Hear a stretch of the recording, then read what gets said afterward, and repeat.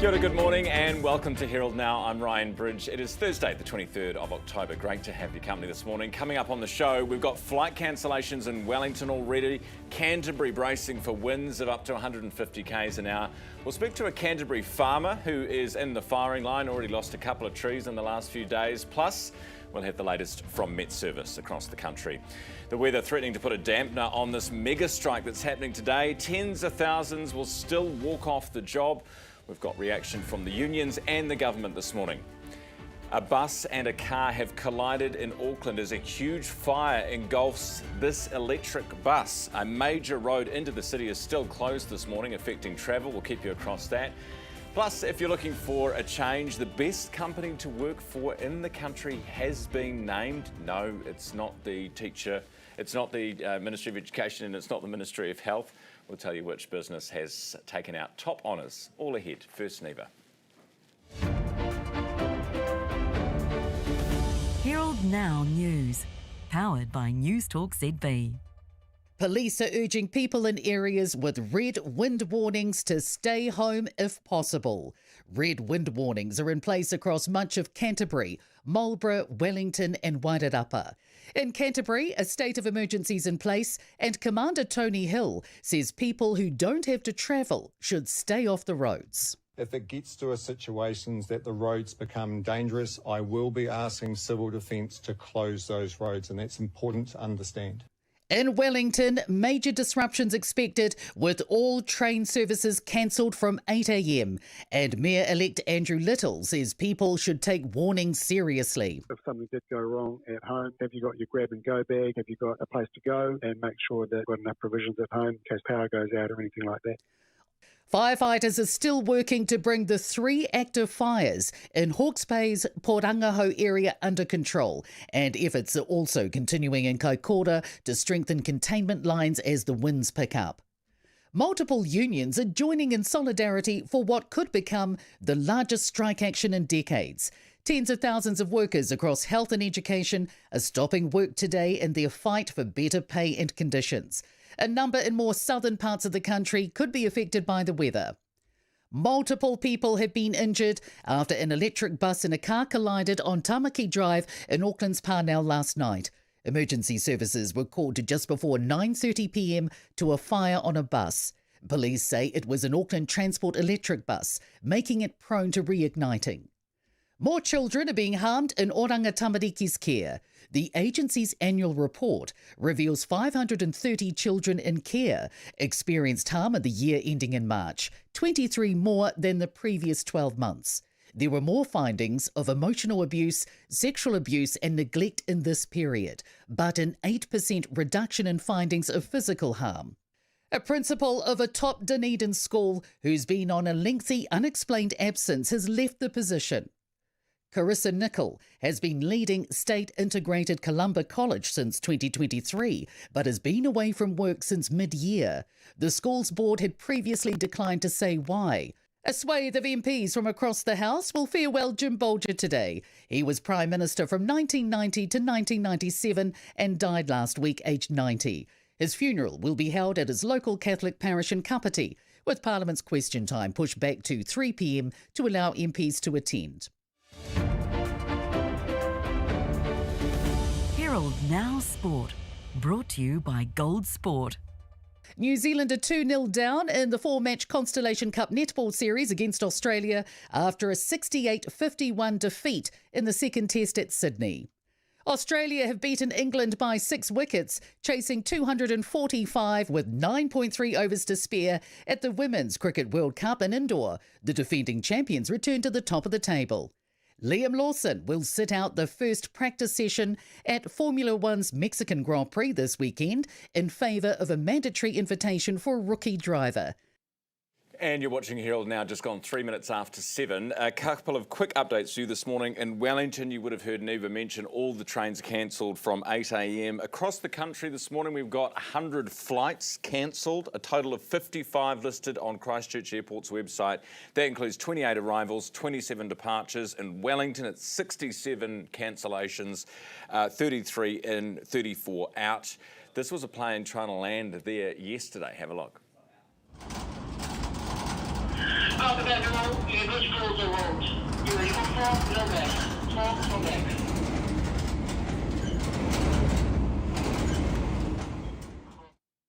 I know, where's the sick bag? It's gross to even look at, but it did land safely, you'll be pleased to know, even though the video cut out. Whoever was filming that, honestly, video cuts out before it lands, but it does land safely, all passengers fine. 7 minutes after 4. Herald Now weather, brought to you by You Do It Kitchens. Good morning. Today is set to be a volatile weather day. It's already started with gusts of over 200 kilometres an hour recorded in the Canterbury High Country. And as all this weather heads east and north, it's set to get worse. We've got 4 red strong wind warnings in place. Wellington, Wairarapa south of Carterton, Marlborough from Cape Campbell south, Christchurch and the Canterbury Plains and the Canterbury High Country. Now there's also a southwest wind shift expected. So rain this morning here with gale nor'westerlies, but they'll turn from midday, still gusty though, before easing this afternoon. There's a lot going on here. We've got rain, heavy falls and thunderstorms damaging severe nor'west gusts. Remember, the red wind warning is in place for Christchurch and the Canterbury Plains. Now the rain will become frequent and likely to be heavy here this afternoon. We've got thunderstorms possible too, and of course severe nor'west gales gusting 140 k's for parts of Wellington. Now the wind extends further north today, really ramping up from late morning. Nor'west gusts of 90 k's for Hawke's Bay, bit of rain further inland across to Taupo and Rotorua.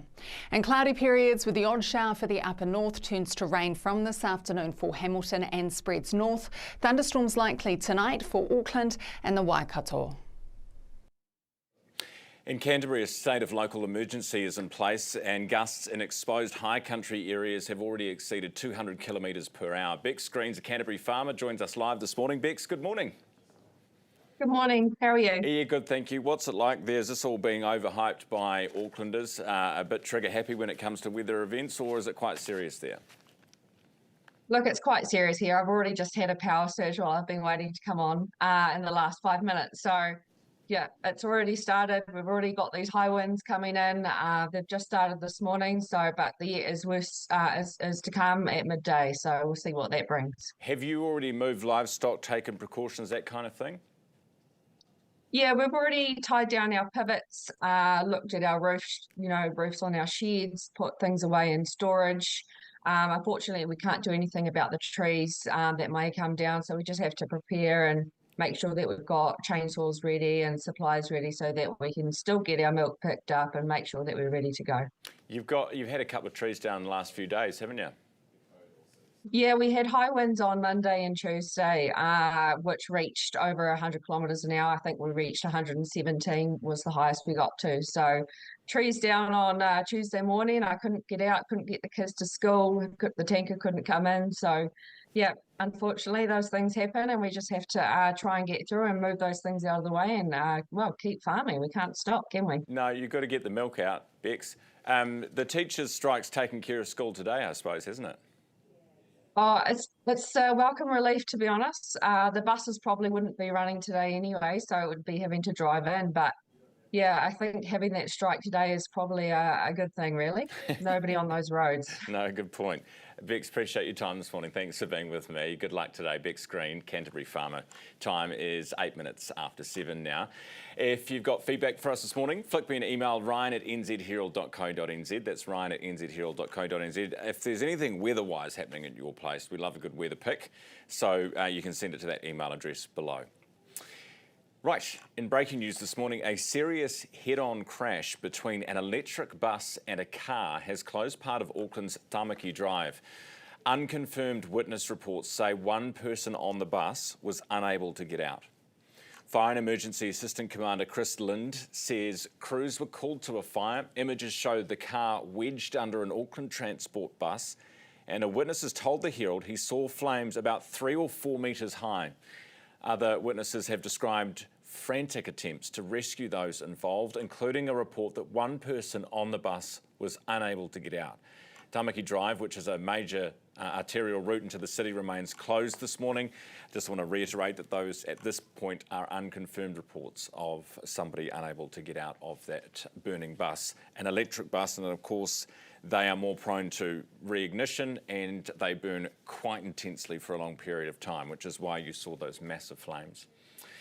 More than 100,000 public service workers will go on strike today. Essential workers from teachers, doctors, nurses. You know the story. It's the mega strike. It's happening. Among those, primary teachers are striking, and the union representative Liam Rutherford's with me this morning. Liam, good morning. Kia ora, Ryan. Good to have you on the show. So, what exactly, do you know how many of your members will actually be, on the picket lines because of the weather? Are a lot of them staying inside? Yeah, we've had to take a cautious approach given everything that's happening. We know that 100,000 people across the country are definitely not going into work today, but whether or not the rallies are happening in some parts of the country like Auckland and Palmerston North where I am, they're carrying on, but in Christchurch and Wellington we've taken a health and safety approach. Fair enough too. Now, the government says that this is primary teachers only. 60% will be paid a base salary of at least 100K. That's up from 40% at present. How much more than 100K do primary school teachers want to be paid? I think the government has to move on from this idea of trying to turn these negotiations into just about pay, because it is about the broader conditions in which people are experiencing their job, which is just as much about learning support. And we can talk about whether or not a specific number is high enough or not, but the reality is that people are voting with their feet. You walk into into staff rooms, and people are weighing up the pros and cons of moving off to Australia. I was talking to a colleague yesterday who's just finished 10 years of teaching, and she's finishing up at the end of the year to go relieving because of the pressures of the job. Are the pressures less in Australia? There's no teacher shortage there? There'll be pockets of teacher shortages, but the fact people are looking at what's going on overseas and they're weighing up whether or not the grass is greener. Liam, you say it's not about money and about how many people are earning more than $100,000. Does that mean that you're willing to accept the financial offer? No, what I'm saying is that pay is a part of it, but actually there are other things. How big a part?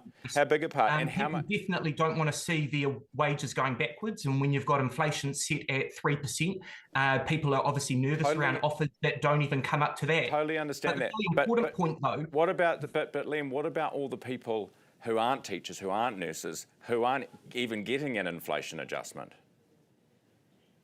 Yeah, well, I would strongly encourage them to join a union and take their own action as well. They should definitely be not wanting to see their wages go backwards. I know, but the point is that we are funded by the government, and the government is making deliberate choices not to fund education at the level that we need. So is the government funding paying less for education than the previous one? No, year on year we always see increases, but it is whether or not those increases are enough to keep up with the influx of students that we've got coming in. Our population's growing year on year, but also it's whether or not we have got the funding that is going to keep the required number of teachers in the profession, and we don't. People are voting with their feet. We've got a current shortage on the Ministry of Education's own books of 1,250 teachers. But on top of that, we've also got an increasing use of LATs, which is where schools are so desperate that they're having to go and apply for special dispensation to use untrained teachers. We've got a genuine shortage here that is on the government to fix. All right, Liam, thank you very much for that. Liam Rutherford, Primary Teachers Collective Agreement Lead Negotiator. Good luck with the strike today, Liam. It is 13 minutes after 7. So let's quickly recap the mega strike today. Up to 100,000 union members across health, education, public sectors, they're going on strike, making it potentially the largest strike in New Zealand's recent history. Members of the New Zealand Nurses Organisation, the Public Services Association, the Post-Primary Teachers Association, the NZEI, who we've just spoken to, Association of Salaried Medical Specialists, that's your senior doctors, are all participating. The bulk of the striking workforce will be teachers and nurses, who'll be joined by 4,000 doctors and dentists, plus social workers, ACC staff, all walking off the job. The unions say the strikes are over pay and understaffing, as we've heard, to varying degrees. Schools are closed across the country. Health New Zealand says patients should check to see if their appointment has been rescheduled. Hospitals will remain open, but please only use emergency departments for genuine emergencies, which I would have thought was always good guidance, but there we go. 14 minutes after 7 now. Doctors are among those walking off the job, and Derely Flower is an obstetrics and gynaecology specialist at Green Lane Hospital, joins me this morning. Derely, nice to have you on the program. Thanks for being with me. Morena.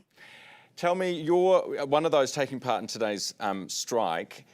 Do you feel, you know, you're a doctor, do you feel bad about the fact that it does impact patients?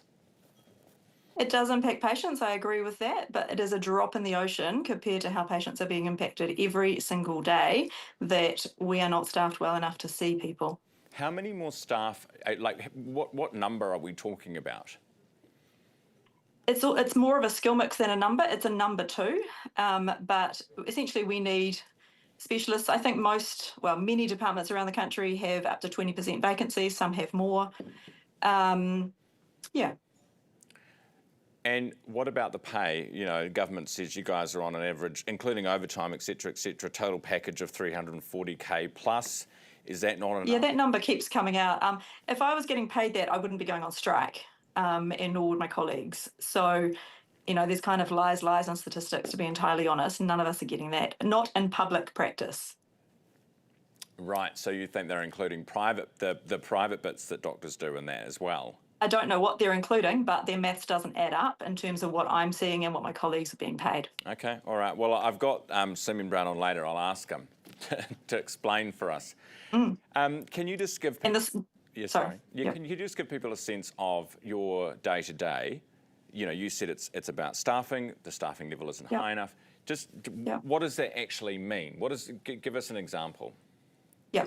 So what it means is that people are waiting longer to see a specialist in the outpatient clinics. So, for example, in the colposcopy clinic where I work, I see women who have had abnormal cervical screening results. We knew in 2023, when we introduced the HPV-based screening program, which is an absolute game changer and is a wonderful thing, but we knew that they would increase referrals by 6% per year for at least the first 3 years. Now, we had an 11% increase in the first year. We knew how many additional specialists or colposcopists it would take to see people in a timely manner, and that just wasn't funded. There was no increase in staffing. So it means that people who I should be seeing in my clinic within 4 months, a year has gone past and I still haven't seen them. And what exactly would that appointment be for? So cervical screening aims to prevent cervical cancer by picking up pre-cancer changes before they turn into cancer. We have a lot of people who have never had cervical screening in New Zealand, and that's why the HPV test was such a good thing. But those people do have a higher chance of having cervical cancer even through screening. They might not have any symptoms at all. So it's really important that we see people before they get to a stage that there's going to be a big problem and more treatment than they should have needed had we seen them earlier. Right. And we knew this was going to happen. Because you increase the eligibility, there's more people who are coming in, and then you haven't funded it properly. We changed the test. We changed our test. Right. And so that's led to an influx of people, but we haven't got the people, the doctors there to actually do the work. Correct. What is your message? I am going to speak to Simeon Brown shortly and after the news. What is your message to him this morning? And the claim that these strikes are politically motivated from you? Well, health and education are politically motivated for a start, and public services. You know, we need public services. They're paid for by government. So by definition, they end up being political. You can't make this not political. But secondly, my message to him would be, you know, I've been in my job 25 years. I'll be here in another 15. He probably won't. And specialists and specialist dentists actually know what we're talking about, and we'd actually really quite like the respect of a Minister of Health who listens to us. And at the moment, he is not listening. I was at the conference that he attended last week and berated us like 2-year-olds. He essentially came into our whare and beat us about the head at our own conference where he was an invited speaker. And that is just not acceptable. Do you hate him because he's a national minister? No, I've been on strike with Labour ministries and ministers of health before previously too. So this is absolutely not about which party is in government. All of the parties have a responsibility to sort this out. Appreciate your time this morning, Geraldine, especially for your kind of putting it in context for us, giving us some examples. I really appreciate that. Best of luck with your industrial action today. That is Dr. Geraldine Flower, who's with us, obstetrics and a gynaecology specialist at Green Lane Hospital. It's 19 minutes after 7. As I said, we'll speak to Erica Stanford and Simeon Brown. I think they're coming on together, which is a little bit weird, but anyway, we'll do them both together after 7:30 news this morning. Now, if you've got weather pictures, don't forget, here's your email address, ryan@nzherald.co.nz. Coming up next, we're off to Kaikoura, where 14 buildings, including 5 homes, we reported on this a few years today, destroyed by fire. Many of the homeowners, no insurance. We'll speak to the mayor. And then just before news at 7:30, where is the best place to work? Because we're doing a lot of negative workplace stories today. We have a bright spot. The best place in the country to work. It's being voted on. We'll tell you who it is before news. I'm Hayden Scott, and I'm a knife maker. I make knives from my workshop at home in West Auckland. Yeah, my previous life, I was a chef. Did that for 25 years. But I had this knife making thing that I was doing and had been doing for some time. And so that transition from finishing that 25-year career and taking the plunge into full-time knife maker, I had been building up to that, but I still had to take a leap. Oh, no lemming tech solutions experts. Here to set up your new smart TV. Oh, goody. We're a family of 4, so we need it done perfect. Too high. Too low. Just right. Of course, we can assess your Wi-Fi network and run a speed test. And now check out these features. This is how you get to streaming. We love streams.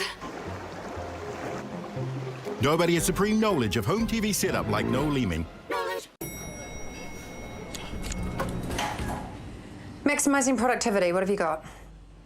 Oh, well, if we switch to 2 degrees, with Flex for Business, we can instantly manage data usage, employee mobile plans, and cost centre reporting, saving us time and money. Cool. I'll get onto that then. Mm-hmm.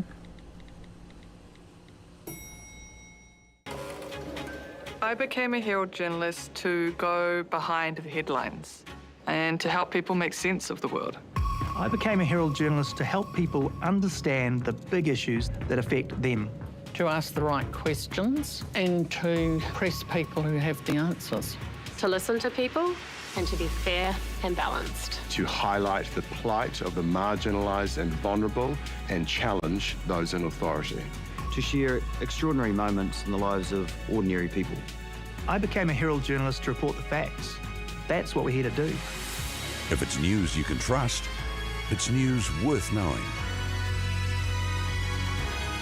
The New Zealand Herald. Welcome back. You're watching Herald Now. It is 22 minutes after 7. Let's go to Kaikoura, where yesterday we had 14 structures burned by fire, 5 homes destroyed, and some homeowners with no insurance left with nothing. Craig Mackle is the Kaikoura mayor. He was actually away in Wellington while these fires started to take hold. He is back there at home on the ground now and joins us. Craig, good morning. Morning, Ryan. How are you? Yeah, good, thank you. Thanks for being with me. Just first of all, those homeowners, so were they 5 separate homes owned by 5 different people, or what's the situation there? Yeah, definitely. It's not a good scene. No. And how are they doing? Because I, from what I saw, a couple of them at least didn't have any home insurance. Yeah, talking to them, it's just typical life, living costs and stuff like that that have got them into that position. Some are okay, but some are not. People, the different ways people take things, handle things. Craig, how did it all happen so quickly yesterday? There's, at the moment, look, best guess is 3 to 4 different places of ignition, and with the wind at the speed it was travelling, like talking to my family, my son, the speed in which it moved, they said, was just unbelievable. What you'd think was just a little smoky ball 1 minute was a raging fire the next, within seconds. And yeah, they were just leaping from hundreds of meters at a time. And for those who, obviously no one was hurt, thank goodness, but for those who got out, did they sort of see this coming and self-evacuate? Look, I can't answer whether they self-evacuated, but I know that the police and FENS were shooting around, evacuating as quick as they could, because the wind was sort of swirling in certain places. All in all, they got really, really lucky. If it had been just on a straight line, we would have had a different outcome here. And but even in the fact that it was swirling, it was lucky it swirled at the right time. The winds would die down and then just flare up again. Just as far as bad news goes, there was a better outcome than could have been. Yeah, as you said yesterday, no one was hurt, thank goodness. Yeah. What about today, Craig? How serious? We're bracing. Like I was helping out yesterday, just with a loader and trying to bury.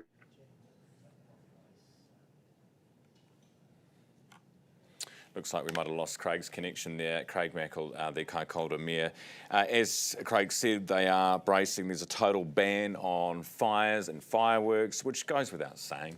And Te Pāti Māori, no tricks today at Parliament, okay? Just keep it keep it tame. Keep it boring, please. Marlborough, Canterbury, South Canterbury from midday, total fire ban, no fireworks, etc. But I mean, we had fire and emergency on yesterday, and they said just do not light a fire in this country until after Labour weekend. That's what they said.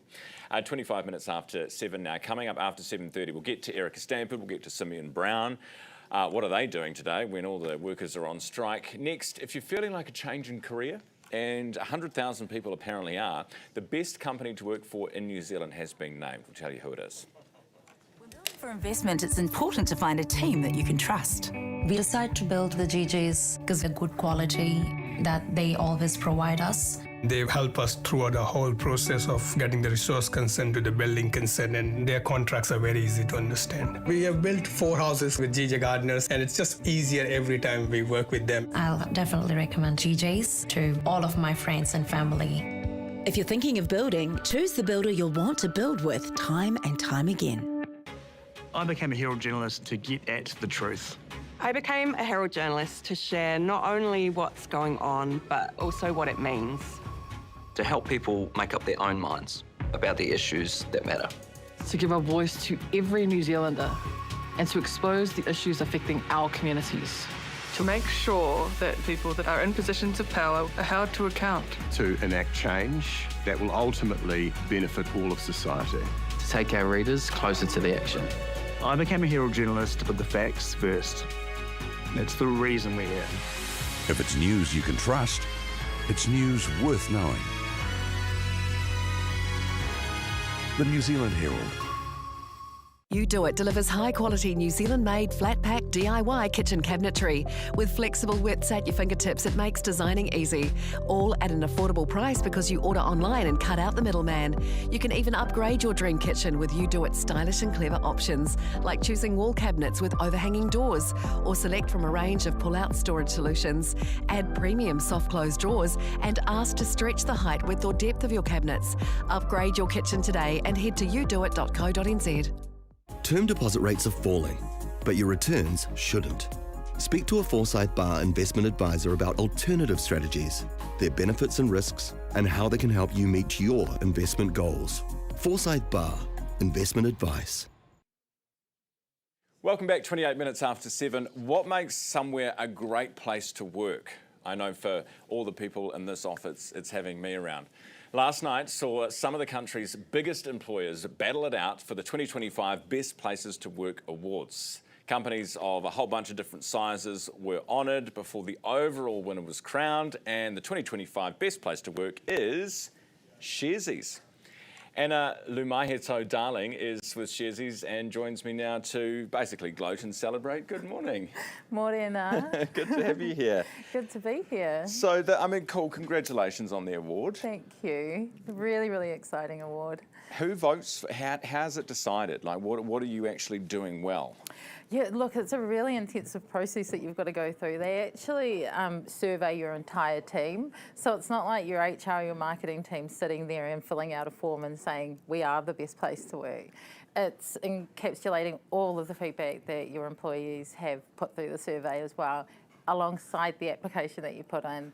And then the judges go through the process. So it's an in-depth process to go through. Right, okay. And so what did you score? How did you score what you scored? How did you get number one? Oh, look, you might have to chat to the judges about that. However, our team have always told us that a place that communicates well, that is really open and transparent, that talks about what we're doing, why we're getting there, and that has a really strong purpose and values is what really drives them to keep working there. It really motivates them to keep working there. So knowing that you're there to create financial empowerment for everyone is something that's really key for our team. 220 staff. What age, roughly, what sort of age are they? I picture a energetic office of young people. Am I about right? Well, look, let's just say that I do feel a little old. That's for sure. But no, we've got a really good range of people, from graduates out of university and interns that come through, all the way to people like myself and those that are moving through towards the better years. And do you need to talk about the purpose thing? Because they do these surveys, and a lot of young people say they're highly less motivated by money than they are by having some kind of purpose or vision. Yeah. Is that, do you think, what is getting you across the line here? I think that's so important, like especially the young, like the youth that are coming through today. They're really loud and proud about what they want and what they expect out of their workplaces too. It actually makes it a whole lot easier to design experiences because they're really open about what they expect. But we also ensure that we're designing our experiences with our people, for our people. It's not just your HR team going, this is what we should do, this is what's going to work. It will work for your HR team. So. What's the party culture like at Sharesies? Do you guys have, Friday afternoon, do you crank out the drinks trolley, that kind of thing? We have what we call demo. So at the end of the week, everyone gets together and people across the business do a demonstration of the cool bits of work that they've worked on, whether it's a product iteration, whether they've fixed a bug, and through that people will have chippies and a beer, or if you're like me, a Sprite Zero. And so this is kind of your way of highlighting, well, I guess learning something from each other and getting people comfortable with each other and all that kind of stuff. Yeah, and learning about the business and the work that's done. Like, my team, we're people experience, we work in this space. We've got people that are designers, that are engineers, that are data engineers. So we've got such a big range of people. When you say experiences, do you mean, is there a team dedicated to doing experiences for the staff? Yeah, like that's how we encompass that whole piece. Like you could call us human resources, you could call it people and culture, but for us it's about designing and creating experiences with our people, for our people. Sounds more fun when you put it like that. It's way more fun. Like, we're going to be at work for at least 40 hours a week. I want it to be fun. You don't want to be bored at work or hating it. Otherwise, you're just going in, you're doing your job, you're going home. So. Anna, I can see why you've won. Thank you very much for being with me this morning. Thank you very much. Congratulations again. That's Anna Lumaiheto Darling from Sharesies. Time is 28 minutes away from 8 o'clock. Let's get to headlines with Neva. Herald NOW News, powered by News Talk ZB. Police are urging people in areas with red wind warnings to stay home if possible. Red wind warnings are in place across much of Canterbury, Marlborough, Wellington and Wairarapa. In Canterbury, a state of emergency is in place, and Commander Tony Hill says people who don't have to travel should stay off the roads. If it gets to a situation that the roads become dangerous, I will be asking Civil Defence to close those roads, and that's important to understand. In Wellington, major disruptions expected with all train services cancelled from 8 a.m. And Mayor-elect Andrew Little says people should take warnings seriously. If something did go wrong at home, have you got your grab-and-go bag? Have you got a place to go? And make sure that you've got enough provisions at home in case power goes out or anything like that. Firefighters are still working to bring the 3 active fires in Hawke's Bay's Porangaho area under control, and efforts are also continuing in Kaikoura to strengthen containment lines as the winds pick up. Multiple unions are joining in solidarity for what could become the largest strike action in decades. Tens of thousands of workers across health and education are stopping work today in their fight for better pay and conditions. A number in more southern parts of the country could be affected by the weather. Multiple people have been injured after an electric bus and a car collided on Tamaki Drive in Auckland's Parnell last night.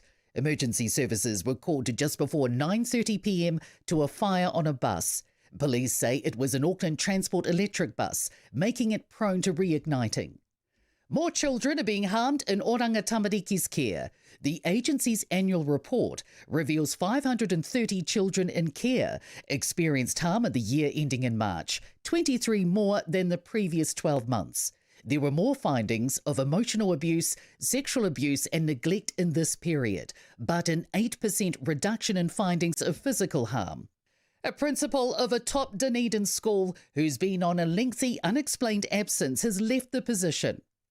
Carissa Nicol has been leading State Integrated Columba College since 2023, but has been away from work since mid-year.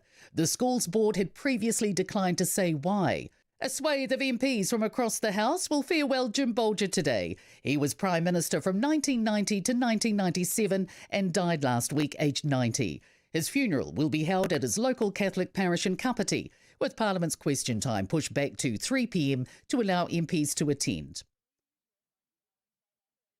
25 minutes away from 8 o'clock. Now, we're going to try something a little different today, because normally we do email feedback, which is lovely and great, and you send in your emails and I will read them out and we'll have a chat about it. But we were talking yesterday about the fact that we are streaming on the internet, you know, it's a thing, and that you guys like to comment on YouTube on the bottom of the video. And I didn't know this was happening, you see, until yesterday when I was informed. So I said, why don't we just try and read out some of your comments on air? So we're going to try that this morning. And I'm not logged in, but I'm here. This one says, I want to know how they get their own ads and not YouTube ads. Very good question. So I think what we have done in order to do this is forego any revenue you might get from a YouTube ad, because we're a live streaming show and we want people to be able to see the show and want you to be able to watch it, in favour of our own, which we just play, which is fed to YouTube and played as we go. Ryan, so the unions, because big strike today, the unions want an increase in their income. If Labor get in, ironically, they will be the ones getting taxed more. Yes, we don't know what the tax plans are yet, but you're right. I mean, they're not going to increase taxes, are they? Because otherwise they would have said that by now. Carl, oh, you guys are talking to each other a lot. Morning, Carl. Morning, Gordon. How are you? Awake, not woke. Good morning to you. Someone says, get a room. Geez, you guys really do go at each other, don't you?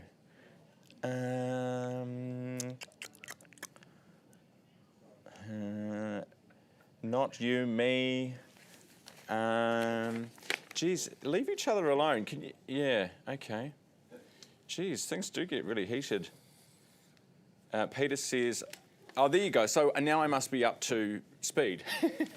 So I think that was from about half an hour ago. Anyway, we will make this better. Someone says, how big is the studio? It looks like a little hot desk in the middle of the office. That's from, I can't read your name. Hello from London. Hello, Tom. This is, do we have another shot we can show people how big the studio is? It basically is a little hot, look, it's a little hot desk. There's Garth, he's about to come and do business. This is our team behind us here. You can see Dallas, who's there? Dallas cuts all of our, Dallas does all the video. And there's a couple of others there, but yeah, basically it is. There's a big, wide Herald newsroom here, News Talk ZB over there. There's a whole floor of desks, and then we have one that's lit up like a Christmas tree to try and make us look semi-attractive so that you might keep watching. 22 minutes away from 8 now. We'll get to Garth next.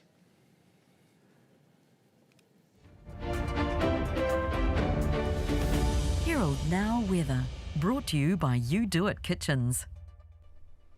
Good morning. Today is set to be a volatile weather day. It's already started with gusts of over 200 kilometres an hour recorded in the Canterbury high country. And as all this weather heads east and north, it's set to get worse. We've got 4 red strong wind warnings in place. Wellington, Wairarapa south of Carterton, Marlborough from Cape Campbell south, Christchurch and the Canterbury Plains and the Canterbury high country. Now there's also a southwest wind shift expected. So rain this morning here with gale nor'westerlies, but they'll turn from midday, still gusty though, before easing this afternoon. There's a lot going on here. We've got rain, heavy falls and thunderstorms damaging severe nor'west gusts. Remember, the red wind warning is in place for Christchurch and the Canterbury Plains. Now the rain will become frequent and likely to be heavy here this afternoon. We've got thunderstorms possible too, and of course severe nor'west gales gusting 140 k's for parts of Wellington. Now the wind extends further north today, really ramping up from late morning. Nor'west gusts of 90 k's for Hawke's Bay, bit of rain further inland across to Taupo and Rotorua. And cloudy periods with the odd shower for the upper north turns to rain from this afternoon for Hamilton and spreads north. Thunderstorms likely tonight for Auckland and the Waikato. 20 minutes away from 8 now. I'm obsessed with the YouTube comment thing. Morena Ryan says, Robert, good morning, Robert. What do the ones do at the back? Well, we've spoken about them, nothing. Hello, Ryan. Lots of people in the UK, which is interesting. What up, Ryan? Looking sharp, bro. Thanks, my dude. 808. Good to have you watching this morning. Anyway, we will come back to those after 8 o'clock this morning. If you've got anything nice or intelligent to say, that would be the place to say it. Joining us now is Garth Bray from Business Desk, thanks to our partners 2 Degrees. Garth, good morning. Good morning, Ryan. So this is a $75 million, quite a big investment. This is for butter from Fonterra. Yeah, right. They've put, this is part of a $1 billion plan of investments that they scheduled, that they announced at their annual results. And they kicked this off with a $75 million spend that they're going to get underway with in December down at the Clandeboine site near Temuka, South Canterbury, basically saying, hey, we want to make more butter. Surprisingly, everyone's paying loads for it. I think the dairy trade prices dipped down just a fraction. I think it's about $6,664 a tonne these days. But obviously they're seeing a bright future for unsalted butter off to China, to the food service trade, and cultured butter, as you'd expect, off to Europe, or lactic acid fermented stuff. So they're not the only ones. I mean, Westland, who make the West Gold stuff for Costco and you see it other places, they've already got a plant running. Dairy Works, Sydney, they're getting back into it. Open Country, they're commissioning plants. Everybody's making money out of butter.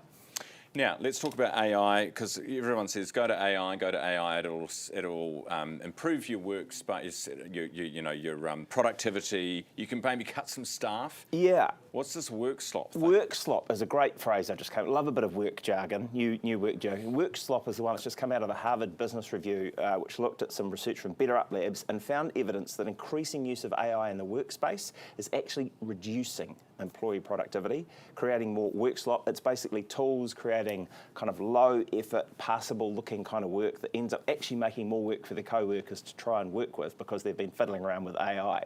And this really, I guess, it's an example of how companies are thinking, oh gosh, we could roll this out, we can cut some people, or we can roll this out and get more productive without really thinking it through. We've got a wee cut I want to play you from the Commonwealth Bank. You can play with me later, but you can play this in the meantime, Garth. That'll fire up the chat. That'll explain. Commonwealth Bank of Australia had its annual general meeting. This is the top man, Matt Common, on the spot by one of the workers who asked him what the hell's going on. Let's play it. Basically, incorrectly calculated that those roles wouldn't be required, whereas indeed they were required, and so had to re-engage with the employees that we'd said their role was no longer required to say, well, actually it is. And of course, that's an unnecessarily challenging process, and I understand we've apologised to each of the employees impacted by that. So that's a bloke who has paid $9.6 million as the CEO, explaining to one of the workers that they sacked who had trained the chatbot that was supposed to replace her and couldn't do the job.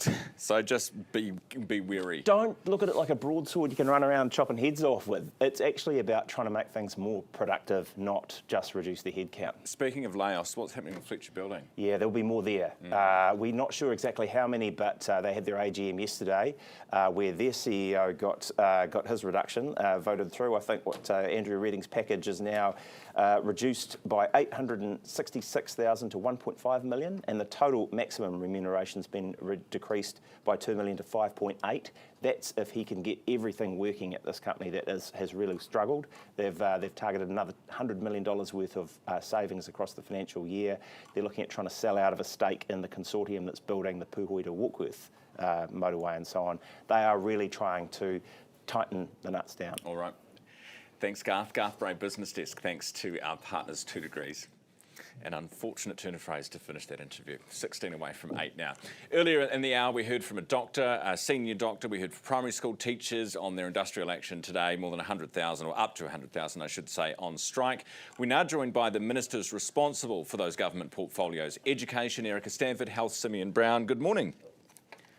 Good morning. Simeon, how does it feel knowing that the public's not on your side? Oh, look, we're very focused as a government on investing in our healthcare system. We're investing in more doctors, more nurses. We've got our elective boost, which is seeing wait times reduce for elective treatments. So we're seeing progress in our healthcare system, and we've been trying. Health New Zealand's been trying to negotiate through these bargaining to get a resolution. But look, it requires both sides to get to the table, and that's what we're asking both sides to do, so we can actually resolve these issues and put patients first, so we can continue to make the progress we are making in our healthcare system. Why have I not heard from a single doctor, a single nurse, or a single teacher who agrees with anything that you have said?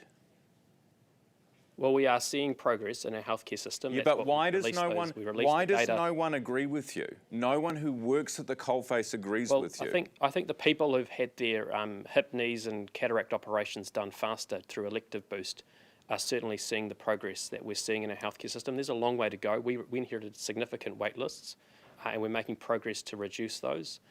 So no doubt there's big challenges in our healthcare system. We acknowledge that, and we're working to address them. All right, Minister, ultimately, though, we can only continue to address those if we can resolve these disputes. Got that. And focus on putting patients completely first. Understand. What about the 340,000, including overtime? The number you keep using. I spoke to a senior doctor this morning. She said, honestly, you're insulting us. And I've spoken... Well, that is the number that... Yes, I know, but what does it include exactly? So it includes overtime. Does it include work that they do for the private sector as well, or is this solely from... No, that doesn't include the work they do for the private sector. So many doctors, many senior doctors also work in the private sector, and this is only the remuneration they earn through their work through Health New Zealand, includes their allowances and overtime. It's like a full total remuneration package, is what most employers would talk about in terms of their what they offer their staff or what their staff earn. But ultimately, the point here is we offered the Senior Doctors Union to enter into binding arbitration as a way to resolve this dispute without further strikes. The union rejected that offer, and in my view, that unfairly puts patients in the middle of a bargaining dispute when there was actually a fair alternative on the table which could have resolved this in a way that dealt with the issues that they're raising and their requests through the bargaining, but would have also meant patients didn't have their care cancelled. Erica, hello. Sorry to leave you waiting there. This is slightly odd because you're both here at once, but there we are. Why are you here together, by the way? Is that just a coincidence or what? Oh, well, we're both here at the same time doing multiple bits of media. Can I just answer that last part, of your question? Yes. Around, why are we only hearing from these people? There are 556 now principals of the primary principals collective bargaining union that were sitting around the table that negotiated in good faith, said they weren't going to strike, and have come to a settlement that over 90% of them, I think, were voted in favour of. Now, you don't interview any of those people. The entire staff of Manurewa Intermediate are at school today. They are open. You're not interviewing any of those staff. And I think that goes to the fact that there are a lot of principals and a lot of teachers who are working today, who are not striking, but in fact the media doesn't call on them for comment. But the key is parents should feel aggrieved. You know, for a lot of parents, they're having to take 2 days off work, annual leave today and then Friday, because a lot of schools having teacher-only days, to look after their children, and where we need children to be in schools and learning. We've got the first turnaround in the results we've had in 20 years. Do you think, we need them at school. Do you think, Minister, that some teachers are, I don't know if scared's the right word, but reluctant to talk because they might get in trouble or might get flack from their colleagues from the unions? 100%. I can tell you that the NZEI have been bullying their members and continue to do so. That's why people don't speak out. And I've heard from principals and I've heard from teachers who tell me that's exactly the case. I mean, they've been out with this very political letter, very unusual timing, you know, telling me to stop my curriculum reforms, which are, by the way, having the best results we've seen in 20 years. We've been undertaking this for like 15, 18 months now. Where were they a year ago when we released these curricular areas? Where were they 3 months ago when we went back out for consultation? It's all very unusual and curious that they're out now playing politics at a time where they should be around the bargaining table. That's where we want them. And if the PPCBU, the Primary Principals Collective Bargaining Union, can settle in good faith, then so can the other unions, but they have to be at the table. All right, interesting stuff. Good to have you both on the show this morning. Education Minister Erica Stanford, Health Minister Simeon Brown. I'd love to know whose side you're on this morning. Ryan at nzherald.co.nz is how you get in touch. 11 away from 8. Yeah, let us know. Well, actually, we could go to the... I will stop myself. We will do it later. We will go to the comment section later. Right, Silver Ferns lost to Australia again last night. Sport panel is in. What does this mean for Dame Knowles? That's the obvious next question. We'll look at that next.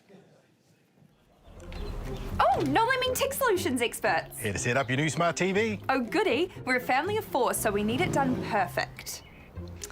Too high. Too low. Just right. Of course, we can assess your Wi-Fi network and run a speed test. And now check out these features. This is how you get to streaming. We love streams. Nobody has supreme knowledge of home TV setup like Noel Leeming. Ah, here she is. How's the business going? Good, actually. We just switched to 2 degrees. Well, we tested the networks and couldn't see any difference. But 2 degrees has the most satisfied customers. With Flex, we get instant control of phone plans, data usage, and cost centre reporting. And they're the fastest growing business network.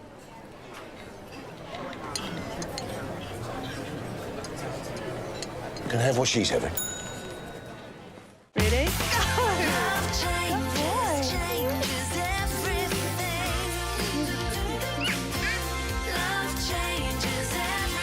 One Roof Property. Love where you live. In 1985, my grandfather set out to make the world a better tea. That's why we grow our own, unlike other tea companies. Then pick the best leaves by hand, not machine, and pack it right here in Sri Lanka. But it's not just the taste that makes our tea better. 15% of our profit goes to humanity and to the elephants. As my grandfather said, Do try it.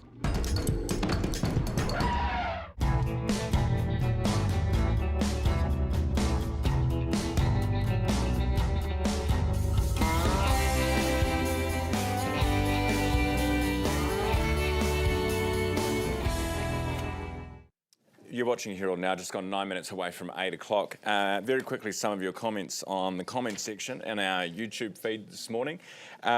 Corey says Marlborough has lost power, and we were interviewing the Kaikoura mayor earlier on the program. I know that's not Marlborough, but they were having flickering issues with the power as well.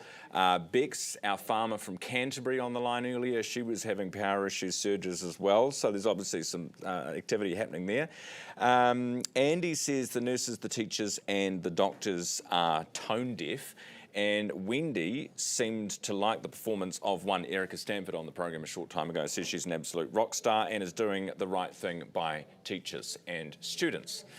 To Auckland we go now, where a main road remains blocked off after a bus burst into flames overnight following a collision with a car. Katie Oliver is at the scene and joins us now. Katie, so this is Tamaki Drive, still closed this morning.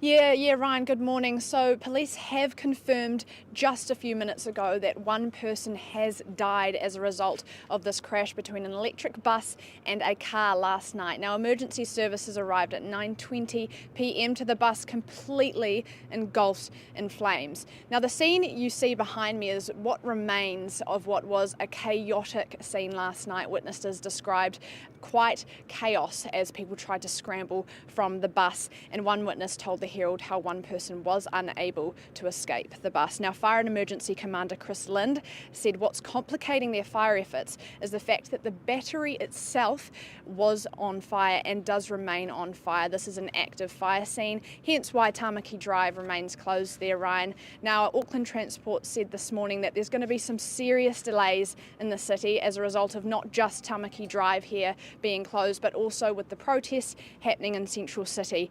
Now, we also know that one person is in serious condition in Auckland Hospital, and police are continuing to speak with people that are involved in this crash, including the passengers on board there, Ryan. Goodness me. Katie, so you've got one person in a serious condition in a hospital and you've got one person who's actually died, and the battery, you're saying the battery's still on fire now? Yeah, so the battery's still on fire, and what it's called is thermal runaway. Now, this is when a chemical reaction happens inside the battery that causes more heat to be released, which means that the fire and emergency crews have to maintain water coverage on that battery throughout their firefighting efforts. So it's going to be a while yet before it's fully extinguished there, Ryan. Oh, Katie. All right, well, we'll keep you across that, I should say, this morning and come back to you when we've got an update. Very sad news for those who are just joining us. So it was an Auckland Transport electric bus, a car. There was a collision last night. One person sadly has lost their life, couldn't get out of the bus on time. You saw the intensity of those flames. And one person is in serious condition in hospital this morning, and the thing is still alight. 5 minutes away from 8. That was Katie Oliver, by the way. We'll come back to her when we need to. Fiordland's underwater world just got a lot more interesting. Researchers have discovered nearly half the sponge species that they collected there are completely new to science. Professor James Bell led the dive team and joins us now. James, good morning. Oh, kia ora, Ryan. How you doing? Good, thank you. So what is a sponge, when you're talking about a sponge species? I immediately think of cake, but I know that's not what you're talking about. What is it? That's right. So I guess sponges are, I guess people used to think that sponges were actually plants and not animals, but they're a relatively simple type of animal that we find around the coast of New Zealand. In total, there's about 1,700 sponges species around New Zealand. And while we're in Fiordland, we found a whole bunch of new ones. And how do you know they're new? I guess because we haven't seen them before? Yeah, that's a really good question. So determining if a species are new or not takes quite a lot of work. So for sponges, we look at a number of different features and compare them to species that have been described before. So for example, we look at their skeleton. We look at a whole bunch of other slightly weirder things as well, how they feel, how they smell, how they look. You can see in the images the different colours. So there are a whole load of features that we use to compare them to species that are in museums already. And that's the way that we determine if they're new species or not. The ones we're looking at now, James, are these on the bottom of the fjords? They are. So yeah, so all the video you're looking at this is a particularly interesting sponge that was one of the ones that was bleached previously. But yeah, these are from the walls of fjords, particularly in Doubtful Sound. Wow. I just wouldn't have thought there'd be that much colour down there. Yeah, it's actually a really amazing place. So if you were to go diving down to 20 or 30 meters, there's pretty much no space available. It's all covered in different types of plants and animals. What do the sponges do? That's a really good question. So one of the main things that sponges do is that they process really large quantities of water. So they just sit there sucking in lots of water. As they do, they strip out the tiny particles that are in the water column, and they transform those tiny particles into waste products that then they expel and feed lots of things that are living on the seafloor. And those things on the seafloor become food for things that we're perhaps a bit more interested in, things like different fish species that are feeding on and around the sponges. They're cleaning up. They're doing the dishes. That's pretty right, yeah. So they're filterers and the cleaners of the sea. And does the fact that you have now found so many new species mean that everything's well and good down there? So I guess Fjordland is a pretty pristine environment. I guess one of the things that we're most concerned about in terms of impacts on these sponges in Fjordland is the impacts of climate change, particularly the impacts of marine heat waves. Like we saw in 2021 and 2022, a whole bunch of sponges died in Fjordland because the water's got too warm. But generally, the environment down on those cliffs looks pretty good. James, appreciate your time this morning. Thanks for being with me, and congratulations on the discovery that you have made, multiple discoveries that you have made down there. James Bell, marine biologist at Victoria University in Wellington. The time is 2 away from 8. So we had another loss last night. Boys are here to talk sport, by the way. Netball, another loss last night. Silver Ferns lost 68-51 to the Australians. Chris, it was another just really bad quarter, wasn't it? It was, yeah. They played really well through the first half. A little bit of a slow start, but the second quarter went really well, and then things kind of just fell apart in the third. I think they struggled a little bit with the physicality of the Australians, especially in the shooting circle. They're a little bit rattled there, and just too many kind of sloppy mistakes letting the Australians kind of get ahead and eventually just too far ahead to catch up. That's the second game now, isn't it? It is, yeah. How many are there in total for Constellation? 4. So now they come back to New Zealand and play a couple over here. All right. So it goes on points difference. So it means the Silver Ferns, they'd lost 2 games by 17 points, so they've got to win the last 2 by more than that to get the trophy back. Are you saying we've lost the Constellation Cup? There's always a chance. I'd suggest they leave it in Australia and don't bring it over when they fly to Hamilton. And everyone then goes, what does this mean for Dame Knowles? And the politicians, we had Willie Jackson on yesterday, Mark Mitchell's in there. Yeah, I mean, it's tough. You don't want to read too much into it because you could say, oh, well, they collapsed in the third quarter. Does that mean like Knowles would have had a much better halftime speech? But you just don't know. I mean, the thing is, Australia were very physical and they should expect that from every encounter with Australia. It seemed to rattle Grayson Wiki, especially in the goal shoot spot. So, but yeah, it's tough to read too much into it. Beating Australia in Australia is a very tall order anyway. Even with Dame Knowles under them, they haven't done it that often. No, true. Joseph Parker, so this is Sunday morning our time, isn't it, over in London, and it's Fabio Wardley. What do we know about him, Chris? He can knock guys out pretty well. He's got 19 professional wins, and in those he's knocked out 18 of them. That's kind of his thing. In his last fight against Australian Justice Huni, he was being pretty well beaten on the scorecards, and I think it was the 10th round, just found his shot and stopped the fight just with one punch, and that's what he brings. He hasn't fought someone the caliber of Joseph Parker. This is a huge step up for him, but that's always going to be a risk in heavyweight boxing. You can box as good a fight as you possibly can. You make one mistake, leave one opening, and the fight can end like that. So Joseph Parker's got to be aware of that and be pretty smart. Cam, do you think he'll get another shot at a world title? Well, this is the thing. Like, it's not that desirable for the sellers of boxing for Usyk versus Parker. I mean, Parker, he doesn't sell tickets, so to make it desirable, he needs a big knockout win as well. So he needs to make a statement because. So he needs to knock this guy out before he for them to go, well, this is amazing. He knocked this guy out. What can he do to Usyk and really make it a big sell? If he doesn't, then it's boxing. I can see them stringing him along even longer, and we may never see this fight with Usyk. See, this is the thing with boxing. It's not like a normal sport, is it? Where the 2 best people would just fight each other. It's a little bit more going on than that, unfortunately. Football, Auckland FC playing their first game of the season on Saturday. This is against Western Sydney. Chris, what are we expecting? This is season 2, obviously, first home game. What are we expecting? Yeah, I think we're expecting more of the same from last season. I know first game up they had a 0-0 draw with Melbourne Victory, which was Michael Burgess called it a gritty encounter. I thought it was a little bit dull, but Auckland FC were on top for most of it. I think they had twice as many shots as Melbourne Victory, so things to build on coming home. Now, we saw last year they had such a big crowd, such a big following, really get behind the team, and just expecting more of the same. I think they've got a lot to live up to this year. All right. We're speaking to Nick Beckett tomorrow, apparently. I've just been told in my ear, so we'll look forward to that. Hey, good to see you both this morning.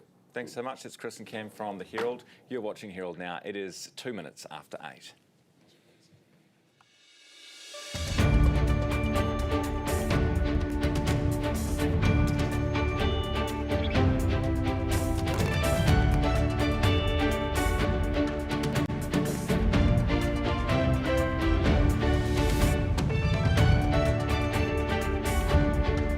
Good Good morning, welcome to Herald Now. I'm Ryan Bridge. It's Thursday, the 23rd of October. On the show this hour, the weather continues to smash the country today. Met Service warning of a threat to life. Canterbury, Wellington bracing for storms. We've got flight cancellations across the country, more than 100 now. We've got winds in excess in exposed places of 200 kilometres in Canterbury. The latest from Heather from Met Service in 4 minutes. Weather's threatening to put a dampener on these strikes too, but tens of thousands will still walk off the job.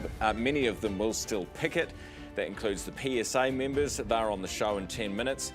And a bus and a car have collided in Auckland. There are reports now, in fact we have it confirmed from emergency services, that a passenger on board the bus did not make it out alive from this blaze. It's an electric bus, and the battery this morning is still on fire. We'll have updates from Katie Oliver on the scene. First, here's Neva with headlines. Herald Now News, powered by Newstalk ZB. Police are urging people in areas with red wind warnings to stay home if possible. Red wind warnings are in place across much of Canterbury, Marlborough, Wellington and Wairarapa. In Canterbury, a state of emergency is in place, and Commander Tony Hill says people who don't have to travel should stay off the roads. If it gets to a situation that the roads become dangerous, I will be asking Civil Defence to close those roads, and that's important to understand. In Wellington, major disruptions expected with all train services cancelled from 8 a.m. And Mayor-elect Andrew Little says people should take warnings seriously. If something did go wrong at home, have you got your grab-and-go bag? Have you got a place to go? And make sure that you've got enough provisions at home in case power goes out or anything like that. Firefighters are still working to bring the 3 active fires in Hawke's Bay's Porangaho area under control, and efforts are also continuing in Kaikoura to strengthen containment lines as the winds pick up. Multiple unions are joining in solidarity for what could become the largest strike action in decades. Tens of thousands of workers across health and education are stopping work today in their fight for better pay and conditions. A number in more southern parts of the country could be affected by the weather. Multiple people have been injured after an electric bus and a car collided on Tamaki Drive in Auckland's Parnell last night. Emergency services were called to just before 9:30 p.m. to a fire on a bus. Police say it was an Auckland Transport electric bus, making it prone to reigniting. More children are being harmed in Oranga Tamariki's care. The agency's annual report reveals 530 children in care experienced harm in the year ending in March, 23 more than the previous 12 months. There were more findings of emotional abuse, sexual abuse and neglect in this period, but an 8% reduction in findings of physical harm. A principal of a top Dunedin school who's been on a lengthy unexplained absence has left the position. Carissa Nicol has been leading State Integrated Columba College since 2023, but has been away from work since mid-year. The school's board had previously declined to say why. A swathe of MPs from across the House will farewell Jim Bolger today. He was Prime Minister from 1990 to 1997 and died last week aged 90. His funeral will be held at his local Catholic parish in Kapiti, with Parliament's question time pushed back to 3 p.m. to allow MPs to attend. Herald Now Sport, brought to you by Gold Sport. New Zealand are 2-0 down in the 4-match Constellation Cup netball series against Australia after a 68-51 defeat in the second test at Sydney. Australia have beaten England by 6 wickets, chasing 245 with 9.3 overs to spare at the Women's Cricket World Cup in indoor. The defending champions return to the top of the table. Liam Lawson will sit out the first practice session at Formula One's Mexican Grand Prix this weekend in favour of a mandatory invitation for a rookie driver. You're watching Herald Now. It's just gone 7 minutes after 8. I'll come to your messages. I've been reading them during the news with Neva. A lot of people love Neva, by the way. This is the messages on our YouTube channel, where you can watch and live stream the program every morning. A lot of people loving Neva and her style of delivery with the news. So I'll pass that on to Neva when I see her. Right, this morning, King Charles and Queen Camilla have landed in Italy. This is ahead of their state visit to go to the Vatican. They are meeting with Pope Leo.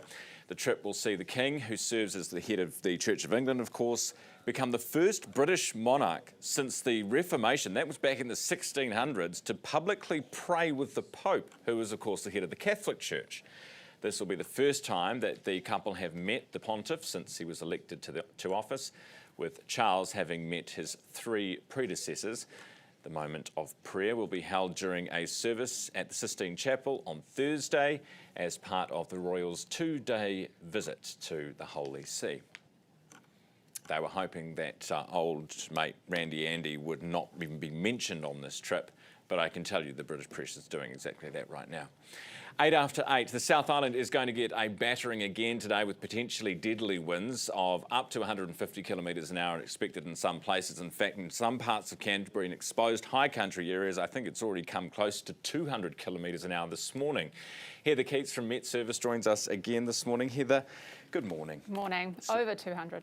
More than 200, yeah, so wow. Canterbury high country, so very elevated, very exposed spot, yes. But yeah, over 200 kilometres an hour already. Clayton, which is in South Canterbury, they've recorded gusts over 150 kilometres an hour. So it might appear a little bit calm at the moment in Christchurch, but it's not going to stay that way. And the thing with these systems is that it just hits. And all of a sudden, those gusts of 120, 130 around Christchurch will just suddenly happen. So it's going to be a long day.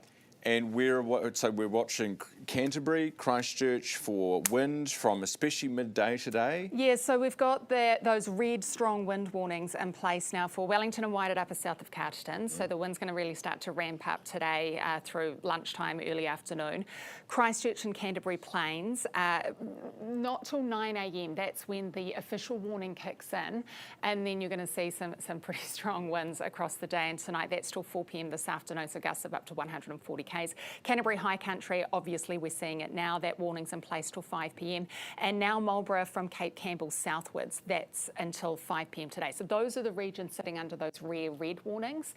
But the entire South Island is under either a watch or an orange warning for wind and for heavy rain. We've got those watches and warnings for the lower North Island too, with Hawke's Bay under a watch, gusts of around 90 k's this afternoon and evening. So it's a very volatile day. Plus on top of that, we have thunderstorms, and we've got a lot of thunderstorms expected to come too. So we're already seeing a couple of those localised downpours kind of storms heading over places like Milford Sound. So Milford Airport recorded 21 millimetres of rain between 4 and 5 this morning. That's what happens. You get this widespread rain coming from this front out west. That'll spill over out east to over the Alps. But then you get these thunderstorms that have those torrential downpours with them, strong gusts and hail probably up to the size of marbles. So it's a day.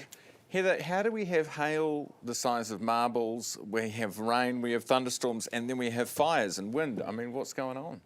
It's spring, and this particular system has been amplified by the nature of the other weather around the country. So we've got this very, very deep low sitting underneath the South Island.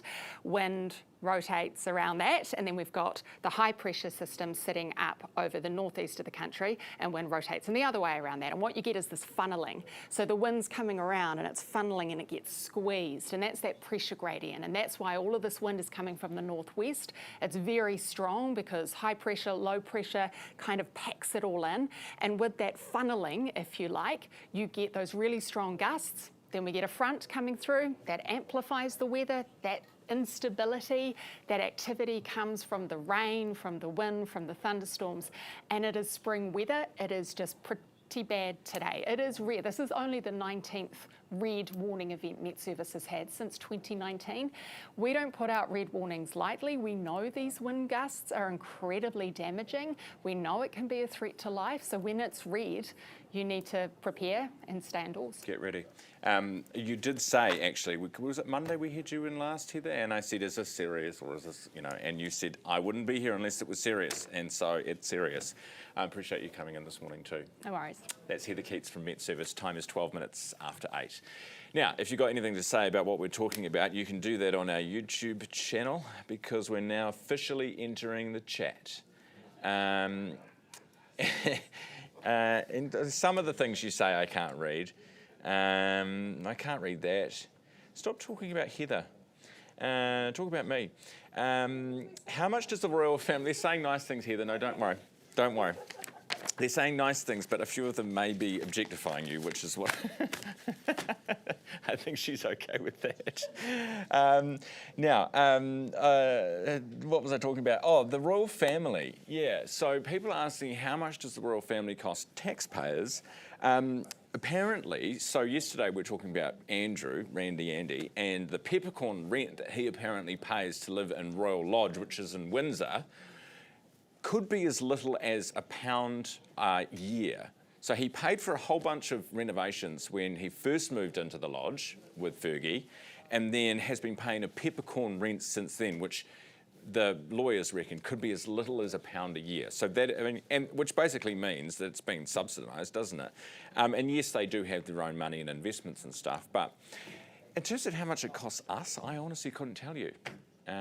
I know when King Charles last visited here with Camilla, it cost us $1 million for the trip.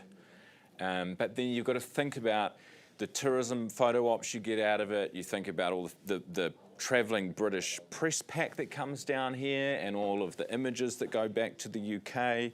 But there are some tangible benefits you get from something like that. But in terms of an overall number, I honestly couldn't tell you. Just gone 13 minutes after 8 now. Some 100,000 public sector workers going on strike today. Mega strikes happening. Fleur Fitzsimons, PSA National Secretary, with me live. Fleur, good morning. Morning, Ryan. Now, this claim that you are a politically motivated organisation, you can't deny, Fleur, that you have very close links to the Labor Party. And the government has said this morning that they are genuinely scratching their heads trying to work out what the true motivations of this strike are. What exactly is the PSA want today? What we're asking for from the government and from health employers is for them to listen carefully to what workers are saying. They are saying that safe staffing is an absolutely critical issue in our hospitals, and we're not there at the moment. Mental health workers go to work and are subject to violence and assaults because rosters aren't filled and vacancies aren't advertised quickly enough. We have health workers who can't deliver the service they want to deliver. For example, dietitians being able to give cancer patients good advice about their diet during treatment. Parents are frustrated that children can't get cleft palate surgery quickly enough. Those are the issues that this health dispute is about. And if government actually want to play a role in settling it, they'd listen respectfully to the workers and try and come up with solutions. And we're up for that, and we're asking them to be as well. Okay, so which PSA members and how many are striking?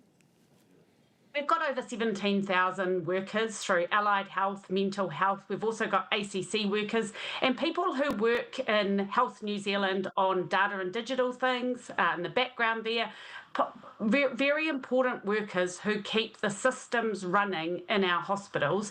Also people who are doing audit work, policy people, a whole range of health workers across the health system in our hospitals and offices here in Wellington and in hospitals all over New Zealand. And Fleur, are they all currently, all of those different groups currently negotiating new contracts with the government?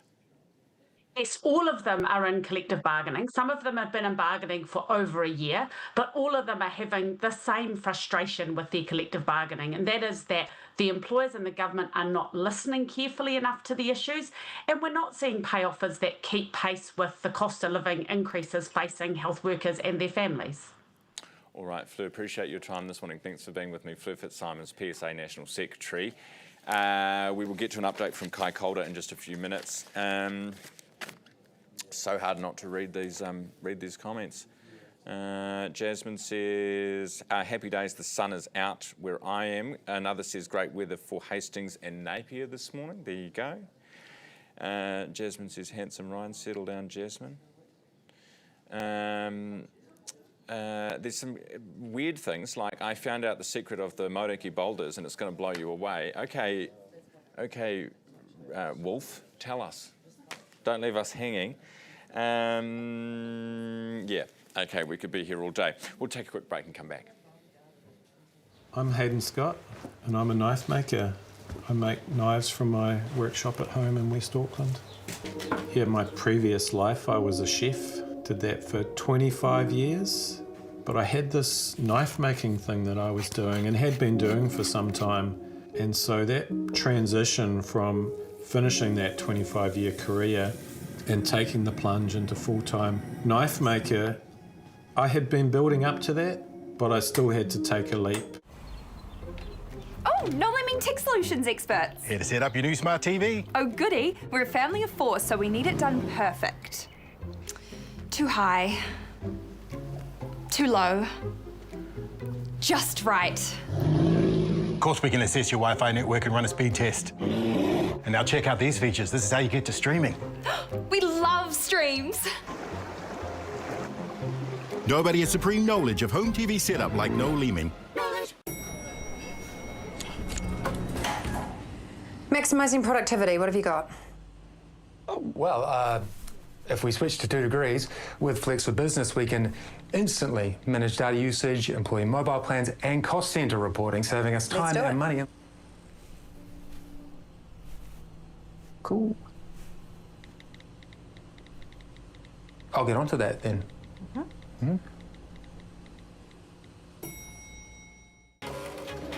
I became a Herald journalist to go behind the headlines and to help people make sense of the world.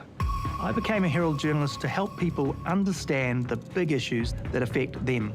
To ask the right questions and to press people who have the answers.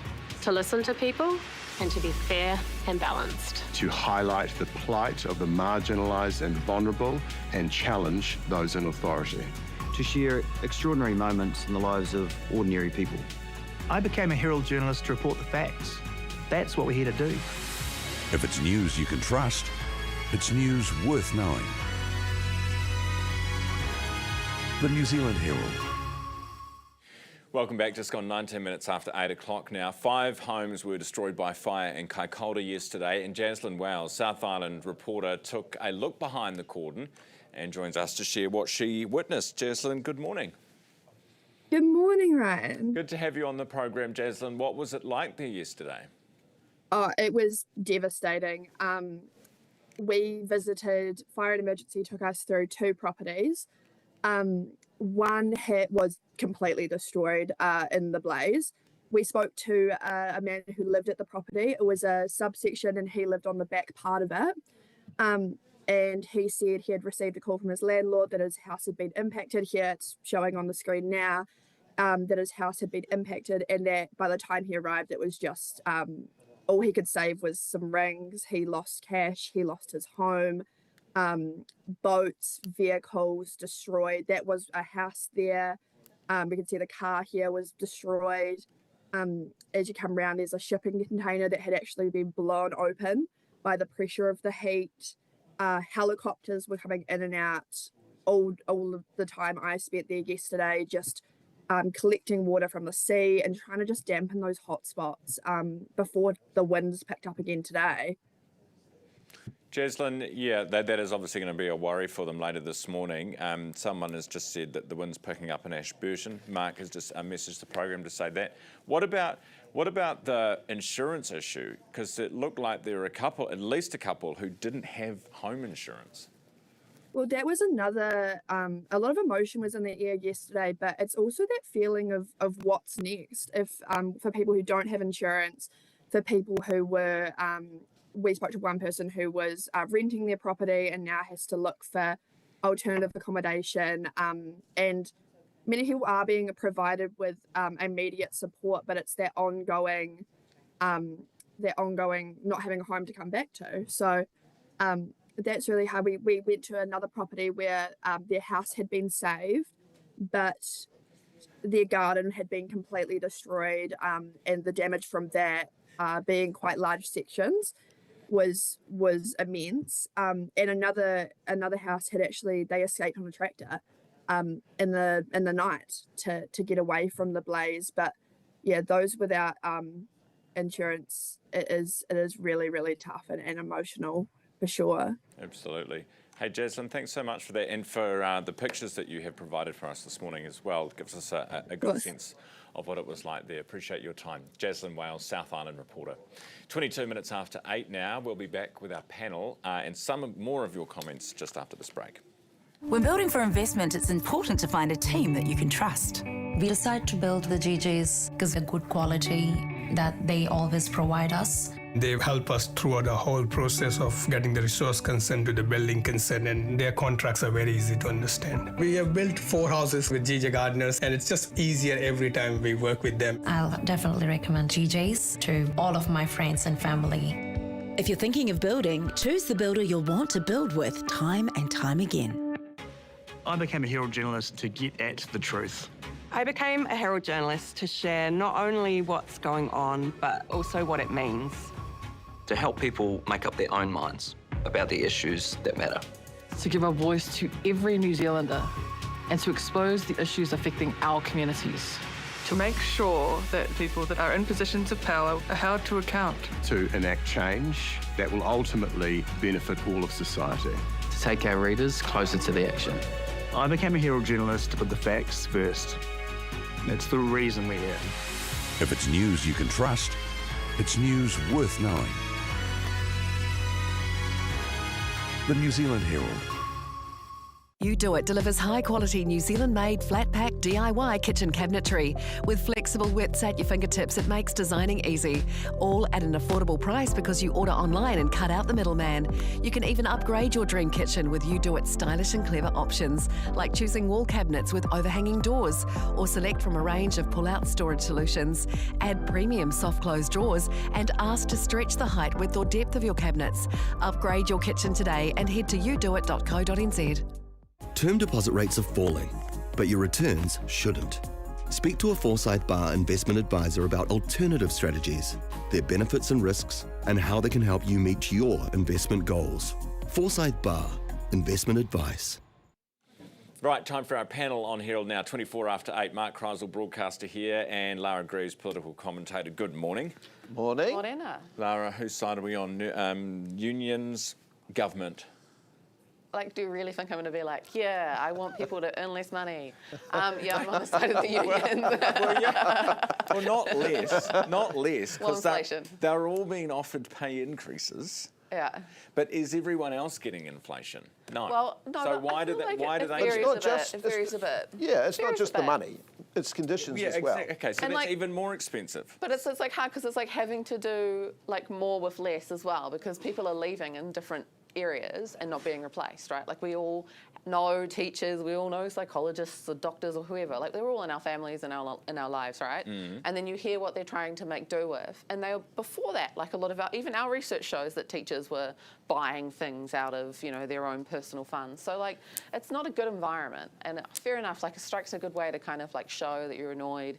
Get out there. I mean, it's a shame that it's a terrible weather. And it's a shame that, like, yeah, you then have to figure out what to do for your own children. But, like, people have to get out there and do it. It's part of a healthy democracy. Yeah, no, nothing wrong with striking, but it's whether the demands from these 100,000 workers are unrealistic. Well, I think they are. I think they are, Ryan, because if, like Lara says, if you have interactions with teachers or nurses and things like that, you realise how hard they are working. Yeah. There's a reason why that poll that came out yesterday showed 65% of people support their actions. And the government keeps trying to paint it as, it's political, it's the unions versus them. But actually the unions are made up of the people that are in them. Yes. They vote on those. The But they union didn't isn't put some the problem is, like, dispassionate- the PPTA, they didn't even put the offer to the members formally for them to vote on. They decided that they would strike. So is it the union members or is it the unions? Well, that no, are you have to vote on a strike. They didn't, yeah, they voted on a strike, but they didn't present the offer to the members, the most recent offer for secondary school teachers.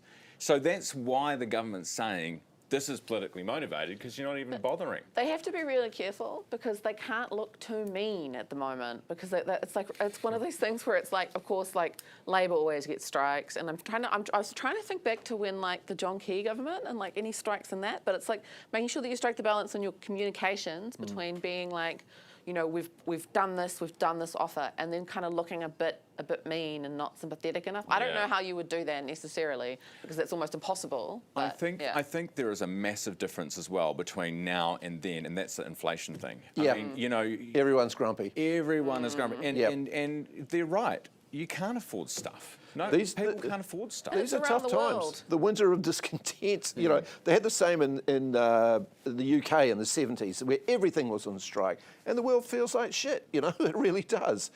And this just plays into that as well. Yeah, and it's the same in Australia. It's the same in everywhere. You know, like all of the countries. It's like I'm a part of a project. We're running citizens' assemblies in the European Union, which is just a random assortment of words. But basically, it's all around the cost of housing and the cost of living. And it's the same in Cyprus. It's the same in Spain. It's the same in the UK. It's the same across the whole European Union. Okay. I think when you have things like pandemics or something, it takes a while to get back and get running again. Wars, pandemics, depressions. We're in that space at the moment. You know, it's hard to get out of it. Now, we'll go from bad to good. So Sharesies we had on the show earlier, they're the most, well, they won the prize for the best workplace. The staff there are the happiest in the country, apparently. And what it comes down to, I had they're not people and culture, what do they call themselves? Work experiences. It's changed again. Has it changed again? People and talent it was for a while. So they said it's all about... There's a growth industry. All about having a purpose at work. That's what their staff go to work for. Do you think that's important, Mark? I actually... I think you're right, but I think it's actually good to have a laugh when you're at work. I think that's really important, to play practical jokes on your workmates, things like that. Yeah, I think that's really important. I pretty much work for myself now, so yeah, I'm taking the piss out of myself all the time. Just sitting there like... Laura, do you have sort of like really stiff, boring colleagues sort of at university? It's a mixture. Yeah, I'm not going to lie. Name names, Laura. It's a mixture. But I'm also someone who works from home just entirely on research, and it sucks when you don't have that like environment where you you're in the tea room and then you're talking about some idea, and then it turns into something more fun or bigger. So it's like I totally get that. You know, it's like that kind of vibe at work that you can't quite put your finger on what it is. I guess it's what's it called now? The people and work experience. People experiences. People experiences. Yes. You know, like it's just when when it is buzzing in a workplace and you've got you've got these great relationships with your colleagues with good boundaries, and you're like, you might have some snacks. Oh, someone's put free food. What about when there's pizza in the kitchen that anyone can grab, or someone's done baking? I work with her sister, and she's amazing. We were just talking about her. Shout out. But when you're in a good workplace, you're in a good workplace, and it's really important for your well-being. So I mean, good on them. I would like to replicate that again in my working from home, and I'm sure you. Yeah, 100%. Yeah. A good joke at work goes a long way. It does. Are you going to crack some now? Yeah. No, I love that you said with boundaries, because I was just, in my head, I was like, do we don't have boundaries? We don't have boundaries. We don't do boundaries. Sure there's nothing you want to share with us, Ryan? No. There's lots of things I would love to share, but they would be totally inappropriate. Perfect. Good to see you both. Thanks so much for being with me. That is broadcaster broadcaster Mark Kreisel and Lara Greaves, who's a political commentator. Time now is 8:30. We'll get some of your comments from the older YouTube, and we will get to more after news with Neva. Herald Now News, powered by News Talk ZB.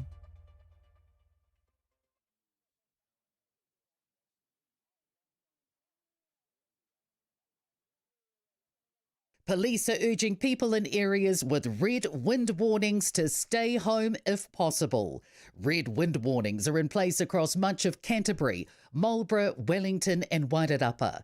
In Canterbury, a state of emergency is in place, and Commander Tony Hill says people who don't have to travel should stay off the roads. If it gets to a situation that the roads become dangerous, I will be asking Civil Defence to close those roads, and that's important to understand.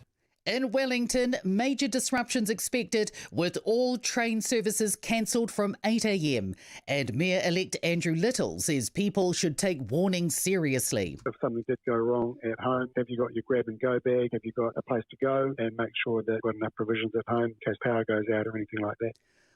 Firefighters are still working to bring the 3 active fires in Hawke's Bay's Porangaho area under control, and efforts are also continuing in Kaikoura to strengthen containment lines as the winds pick up. Multiple unions are joining in solidarity for what could become the largest strike action in decades. Tens of thousands of workers across health and education are stopping work today in their fight for better pay and conditions. A number in more southern parts of the country could be affected by the weather. Multiple people have been injured after an electric bus and a car collided on Tamaki Drive in Auckland's Parnell last night. Emergency services were called to just before 9:30 p.m. to a fire on a bus. Police say it was an Auckland Transport electric bus, making it prone to reigniting. More children are being harmed in Oranga Tamariki's care. The agency's annual report reveals 530 children in care experienced harm in the year ending in March, 23 more than the previous 12 months. There were more findings of emotional abuse, sexual abuse and neglect in this period, but an 8% reduction in findings of physical harm. A principal of a top Dunedin school who's been on a lengthy unexplained absence has left the position. Carissa Nicol has been leading State Integrated Columba College since 2023, but has been away from work since mid-year. The school's board had previously declined to say why. A swathe of MPs from across the House will farewell Jim Bolger today. He was Prime Minister from 1990 to 1997 and died last week aged 90. His funeral will be held at his local Catholic parish in Kapiti, with Parliament's question time pushed back to 3 p.m. to allow MPs to attend. Herald Now Sport, brought to you by Gold Sport. New Zealand are 2-0 down in the 4-match Constellation Cup netball series against Australia after a 68-51 defeat in the second test at Sydney. Australia have beaten England by 6 wickets, chasing 245 with 9.3 overs to spare at the Women's Cricket World Cup in indoor. The defending champions return to the top of the table. Liam Lawson will sit out the first practice session at Formula One's Mexican Grand Prix this weekend in favour of a mandatory invitation for a rookie driver. In breaking news, Transpower says it's looking into the cause of a mass power outage affecting much of the Upper South Island this morning. Nelson City Council says power is down across the whole city. The outage has knocked out traffic lights. The council is asking motorists there to drive with extra caution this morning. Transpower has apologised for the outage. It says it's going to post updates to its website when it has more information. We will, of course, bring you more information as we have it and further updates at nzherald.co.nz.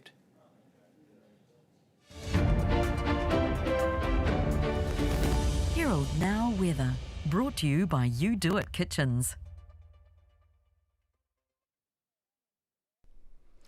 Good morning. Today is set to be a volatile weather day. It's already started with gusts of over 200 kilometres an hour recorded in the Canterbury High Country. And as all this weather heads east and north, it's set to get worse. We've got 4 red strong wind warnings in place. Wellington, Wairarapa south of Carterton, Marlborough from Cape Campbell south, Christchurch and the Canterbury Plains and the Canterbury High Country. Now there's also a southwest wind shift expected. So rain this morning here with gale nor'westerlies, but they'll turn from midday, still gusty though, before easing this afternoon.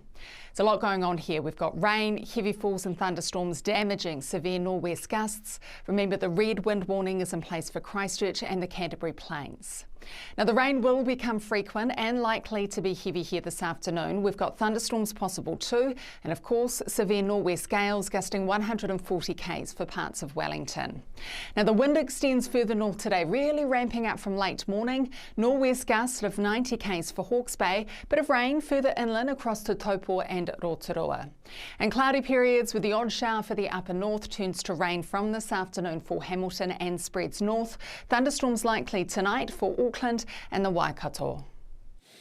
24 minutes away from 9 o'clock. Some of your feedback this morning. Andrew says electric vehicles are dangerous. I completely agree. If you saw the pictures, we'll play them again for you later, but the fire, so the car hits the bus last night in Auckland, and the intensity of the flames from this electric bus, an Auckland Transport electric bus, and sadly someone wasn't able to make it out of that bus alive, and you can kind of see why when you look at how fast and how massive those flames are, how intense the fire is.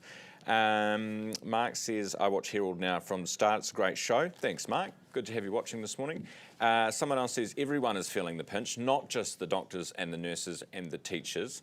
They have the most entitled unions It's political activism today. That's all it is. I wish someone could tell me, because this is my first day reading the comments you see on the YouTube thing. But is there any way you can pause it so that, you know, it keeps uploading so quickly? I can't sort of focus on anything. So does anyone have a solution for that problem? I'd love to hear from you. Chelsea is on soon, says Peter. Peter, okay, some of these comments you can't read on here. Maybe we do need a pause button. Anyway, we will check in with some more of them before the top of the hour. Right, if you need a lesson on how to watch us on YouTube, Herald Now, you can do that by searching NZ Herald or Herald Now on the YouTube search button. Make a point of clicking subscribe while you're there, and you can find us much easier tomorrow. Time now to talk property, thanks to our partners GJ Gardner. Earlier on the show, we spoke to Sharesies, and now we're talking to Housies. It's a Kiwi startup launching today that can get you on the property ladder for as little as, wait for it, $100. The platform allows investors to buy shares of homes and then earn returns through rental income and long-term capital growth. So how does it all work? Ricky Jack, co-founder of Housies, is with us this morning. G'day, Ricky. G'day, how are you? Good, thank you.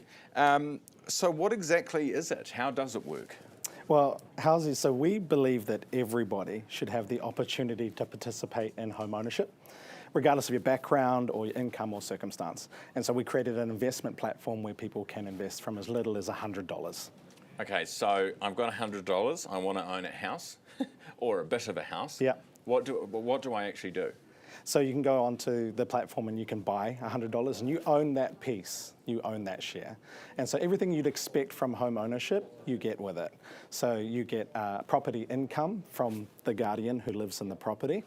And then you also get any capital gain when you sell your share on our secondary marketplace. And we're the first in New Zealand to have a secondary marketplace like that. So you have, this is residential property? That's right. And so I go on and I buy, spend 10 grand, whatever. Yeah. And then I want to cash out. Yeah. Does the property need to be sold for me to do that, or is it one property, or is it the collective that you own part of? How does that work? So you would own the shares in the property that you choose.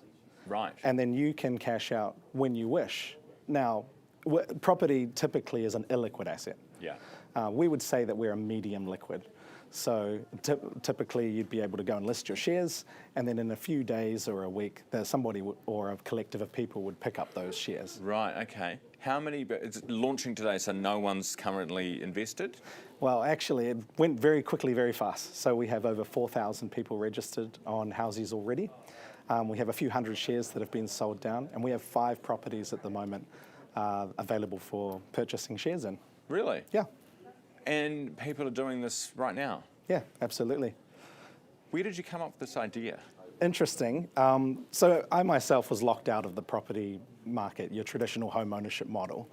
And I sort of was thinking, how can I do this? Because the goalposts keep moving on me when I'm trying to save and trying to come up with a deposit. So I was in the shower and I just thought, if only I could buy a piece of a house. There must be a way to do this. Surely one of my friends would sell me a piece. I'm not even interested in a rental income or whatever. I just want stable capital gain that we've come to know and love in New Zealand, so I can get into my own home eventually. And that's where the idea came from. In the shower. Property market's flat at the moment. Do you think this interest in this will pick up when it starts heading up again? I think interest will pick up in this because where people could not typically buy in property, they now can. So myself, I had no opportunity to get into home ownership. My parents weren't able to help me. I didn't have a big enough deposit. But now I can start to build equity today for the future. And what is are you having any stories from people who, you mentioned you've got 4,000 people. Yeah. What kind of stories are you hearing from them? Why are they getting involved? Similar stories to you? Yeah, well, it's actually very interesting because we weren't sure exactly how the market would respond, how people would use Housies. And we're seeing people from all walks of life with all sorts of complicated situations see how Housies could be used for them. So we're talking about retirees that want to cash up some of their property to cash flow their retirement. We're talking about split families who want to have half the family stay in the property, keep the kids going to the same school. Got first home buyers that don't quite have enough to get a mortgage or can afford to pay the deposit. So it's really going across all Kiwis. Lots of people are asking, can you live in the property? Yes, so we have a product called the Guardian, or the kaitiaki of the property. And so for just 2%, they can actually get in and live in that property. They're owner-occupiers. And we know that there's like huge like positive effects of having people live and own their own property. Even a piece of their own property, they become more engaged citizens. They're house proud. Yeah, they tend to stay here. They become more engaged with their local community and whatnot. So we want to see more Kiwis get into their own property. All right, interesting stuff. Hey, good to have you on the show this morning. Ricky, best of luck with it. Thank you so much, Ryan. That is Ricky Jack, co-founder of Housies, and we talk property every week thanks to our partners, GJ Gardner. Oh, no lemming tech solutions experts. Here to set up your new smart TV. Oh, goody. We're a family of 4, so we need it done perfect. Too high. Too low. Just right. Of course, we can assess your Wi-Fi network and run a speed test. And now check out these features. This is how you get to streaming. We love streams. Nobody has supreme knowledge of home TV setup like Noel Leeming. Here she is. How's the business going? Good, actually. We just switched to 2 degrees. Well, we tested the networks and couldn't see any difference. But 2 degrees has the most satisfied customers. With Flex, we get instant control of phone plans, data usage, and cost centre reporting. And they're the fastest growing business network.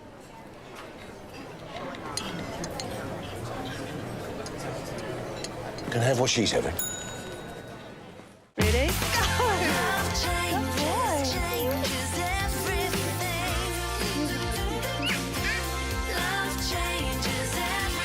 One Roof Property.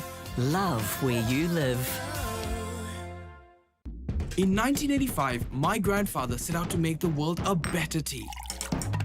That's why we grow our own, unlike other tea companies.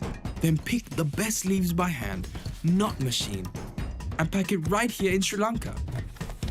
But it's not just the taste that makes our tea better. 15% of our profit goes to humanity and to the elephants. As my grandfather said, Do try it.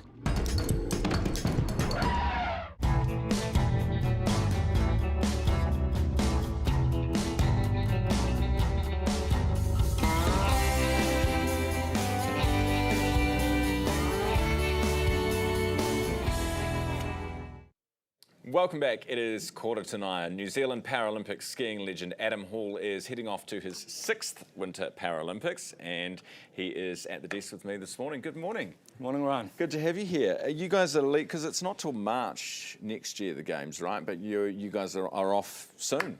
Yeah, that's right. We head away in under a month's time now. So although the games are in March, so yeah, under 5 months away now, there is a build-up process where we head away and continue our training and also still compete on the World Cup circuit and have key events and key events building up into the games. So yeah. And this is in Italy, right? In March? The games are in Italy in March, yeah, but our World Cup circuit will be all around Europe. All around Europe, and then you kind of hopefully go and top it all off there. Exactly, yeah. Peak at the right time. Because we were talking about how fast you're going down the mountain, but you're doing more slalom events now, is that right? Exactly. So traditionally in our previous Paralympic campaigns, I have done the majority of events, so all the way from the technical events that I'm doing now to the speed events as well. But during this campaign, I've decided almost to put all my eggs into one basket and focus predominantly on slalom, which has been my specialty over my career, and my teammate Corey is specialising more in the speed side of things. So in the speed events, you're getting anywhere up to 100, 120 kilometres per hour, and slalom is showcasing more of, I guess, the technical abilities with putting the dancing shoes on and making some really quick turns and bashing some plastic. I think we're looking at you doing that now. Is that you? Yeah, that's from Beijing in 2022. So during COVID, Obviously there you can see wearing a mask during those times, during competition, which we get a bit of stick for when we look back now. What are you doing under that mask? Are you smiling? Do you enjoy it, or is it actually just very stressful doing this? No, I mean, it's an amazing opportunity, I guess, for especially as athletes being able to showcase, I guess, our art, if you like, and what we're able to excel at. And it's a small moment in time where you can kind of leave your disability or impairment, whatever you want to say, behind for a little bit, and have that sense of freedom, I guess, and independence on the mountain where nobody can tell what you have going on. And in my case, it's being able to ski better than I can walk, for sure. And yeah, it's something I think that's unique and special about that. Yeah. You've got spina bifida, and do you literally, like, is that true? You can ski better than you can walk? Yeah, I think that's kind of how I'd probably simply describe it.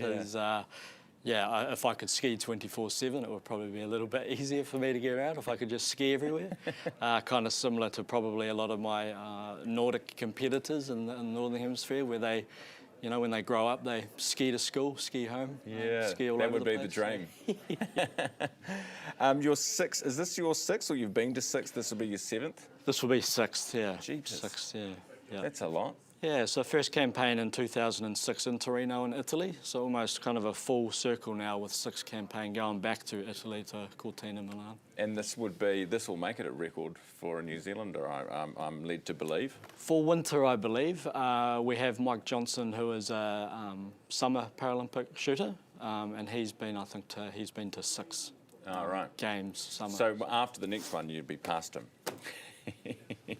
Well, he'll be pushing for 7 maybe. True.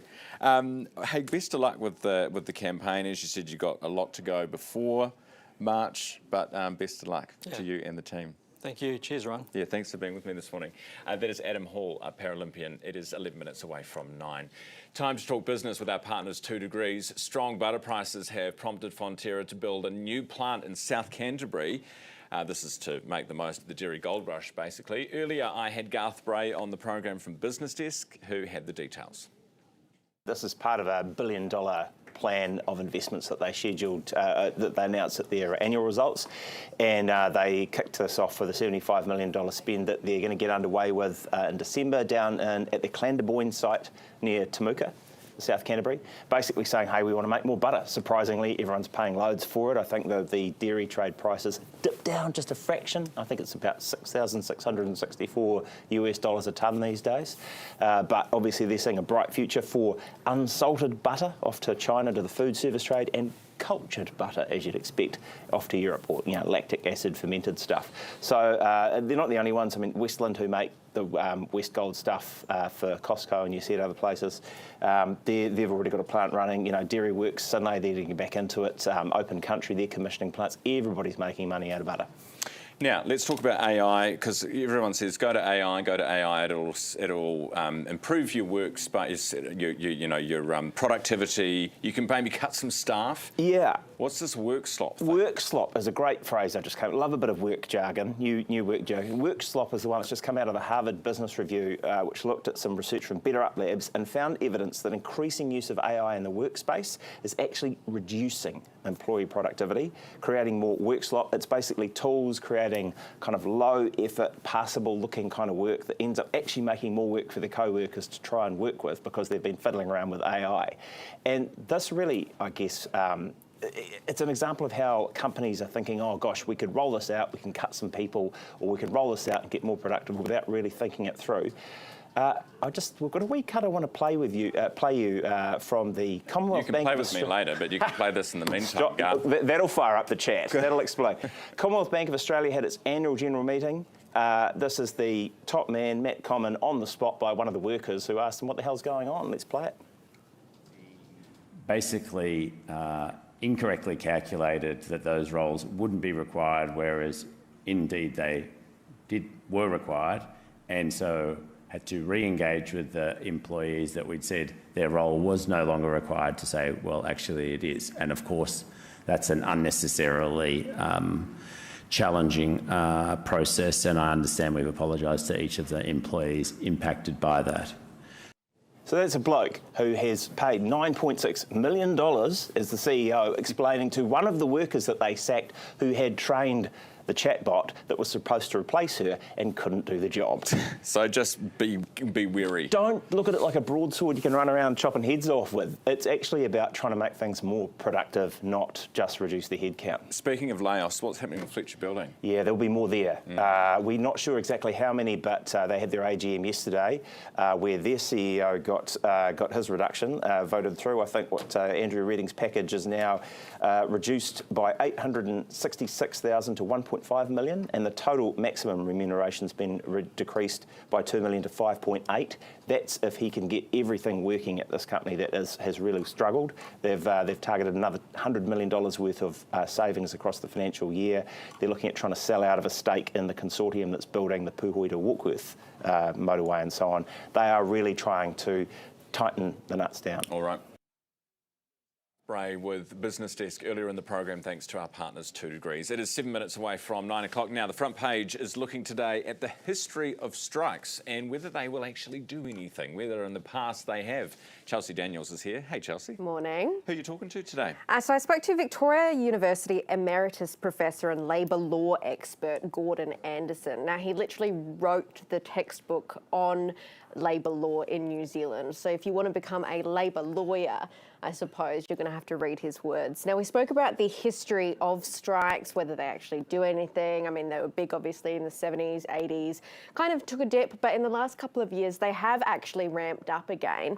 We spoke about the history of industrial action throughout the country. I mean, take a look. The strikes these days tend to be in the public sector because the unions that used to go on strike don't really exist anymore. So, yeah, the classical unions that used to go on strike were the meat works, some of the transport industry, the wharfs, seafarers, those sort of people. But those unions, of course, have largely disappeared as that type of work disappeared. So the big unions these days, well, there always were the big unions, they just used to strike as often, are the big public sector unions. So the only large unions left in New Zealand, with the exception of ETU, which of course is very widespread, but the only large unions with a single employer tend to be the state sector unions. Yeah. No nonsense is Gordon. No nonsense from Gordon. So, do we know? Does it actually get you anywhere, striking, or is it more just a sort of a pressure release valve? I mean, a bit of both, to be honest with you. The workers' right to strike is incredibly important, but like you said, I mean, it's mainly public sector workers nowadays. Back in the olden days, it would be the private sector. So we also spoke about the difference between strikes today and in history, how employment laws have evolved over time, and how political are strikes really? Interesting. Look forward to that. Chelsea, thank you. Chelsea Daniels, Front Page Podcast. 5 to 9. A main Auckland road remains blocked after a bus burst into flames overnight following a collision with a car. Katie Oliver is at the scene for us this morning. Katie, you told us earlier that one person has sadly died as a result of this. What more are you learning this morning?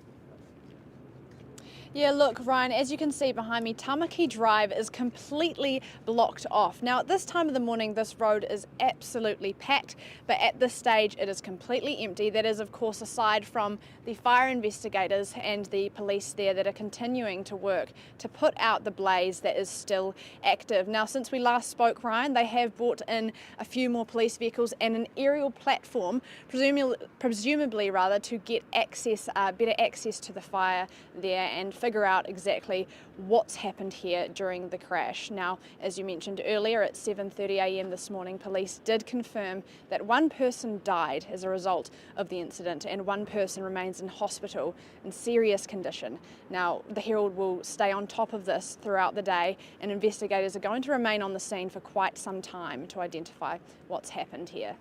All right, Katie, thank you very much for that update. Very sad news indeed that somebody has sadly lost their life there. Katie Oliver, our Herald Now reporter on the scene, 4 minutes away from 9. Returning to the strike, that's all we're talking about this morning. Derilee Flower is obstetrics and gynaecology specialist at Green Lane Hospital, and I had her on the show earlier, and spoke to her about a whole bunch of stuff. We were going to bring you her, but we won't now. 3 minutes away from 9 o'clock. Lots of stuff I haven't spoken to you about before we get to news, including, you would have seen King Charles and Camilla are over in going to the Vatican today. They're going to meet the Pope, which is very cute. Now, Scotland, you remember Trump went to Scotland and he's got a golf course there and he went and had 5 days in Scotland. JD Vance went and had 4 days in Scotland as part of a working trip, they call them. Now, the Scottish Parliament has requested to be reimbursed for the costs of looking after them while they were there. Guess how much they are asking for? £24.5 million. That's almost 60 million New Zealand dollars for 9 days worth of travel for Vance and for Trump. And you go, how on earth does it cost that much? What on earth are they spending that money on? £21 million of it went on policing, the presidential visit alone, for 5 days. The peak daily deployment was apparently around 4,000 officers. The cost for the Vice President's trip was only about £3 million, but £21 million and 4,000 officers per day to have Trump in town. For that price, he can never, ever visit this country. Thank you very much. Right, here's Neva. Herald Now News, powered by Newstalk ZB. Police are urging people in areas with red wind warnings to stay home if possible. Red wind warnings are in place across much of Canterbury, Marlborough, Wellington and Wairarapa. In Canterbury, a state of emergency is in place and Commander Tony Hill says people who don't have to travel should stay off the roads. If it gets to a situation that the roads become dangerous, I will be asking Civil Defence to close those roads, and that's important to understand. In Wellington, major disruptions expected with all train services cancelled from 8 a.m. And Mayor-elect Andrew Little says people should take warnings seriously. If something did go wrong at home, have you got your grab-and-go bag? Have you got a place to go? And make sure that you've got enough provisions at home in case power goes out or anything like that. Firefighters are still working to bring the 3 active fires in Hawke's Bay's Porangaho area under control, and efforts are also continuing in Kaikoura to strengthen containment lines as the winds pick up. Multiple unions are joining in solidarity for what could become the largest strike action in decades. Tens of thousands of workers across health and education are stopping work today in their fight for better pay and conditions. A number in more southern parts of the country could be affected by the weather. Multiple people have been injured after an electric bus and a car collided on Tamaki Drive in Auckland's Parnell last night. Emergency services were called to just before 9:30 p.m. to a fire on a bus. Police say it was an Auckland Transport electric bus, making it prone to reigniting. More children are being harmed in Oranga Tamariki's care. The agency's annual report reveals 530 children in care experienced harm in the year ending in March, 23 more than the previous 12 months. There were more findings of emotional abuse, sexual abuse and neglect in this period, but an 8% reduction in findings of physical harm. A principal of a top Dunedin school who's been on a lengthy unexplained absence has left the position. Carissa Nicol has been leading State Integrated Columba College since 2023, but has been away from work since mid-year. The school's board had previously declined to say why.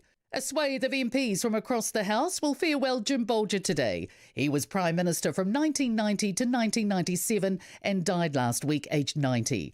His funeral will be held at his local Catholic parish in Kapiti, with Parliament's question time pushed back to 3 p.m. to allow MPs to attend.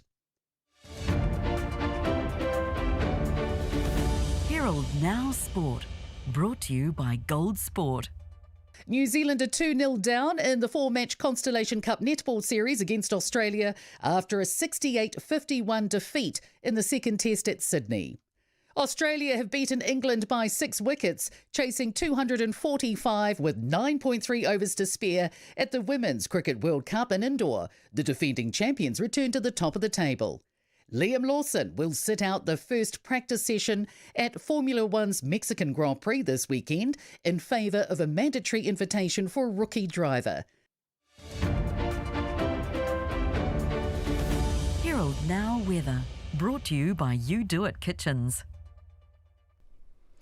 Good morning. Today is set to be a volatile weather day. It's already started with gusts of over 200 kilometres an hour recorded in the Canterbury High Country. And as all this weather heads east and north, it's set to get worse. We've got 4 red strong wind warnings in place. Wellington, Wairarapa south of Carterton, Marlborough from Cape Campbell south, Christchurch and the Canterbury Plains and the Canterbury High Country. Now there's also a southwest wind shift expected. So rain this morning here with gale nor'westerlies, but they'll turn from midday, still gusty though, before easing this afternoon. There's a lot going on here. We've got rain, heavy falls and thunderstorms damaging severe nor'west gusts. Remember, the red wind warning is in place for Christchurch and the Canterbury Plains.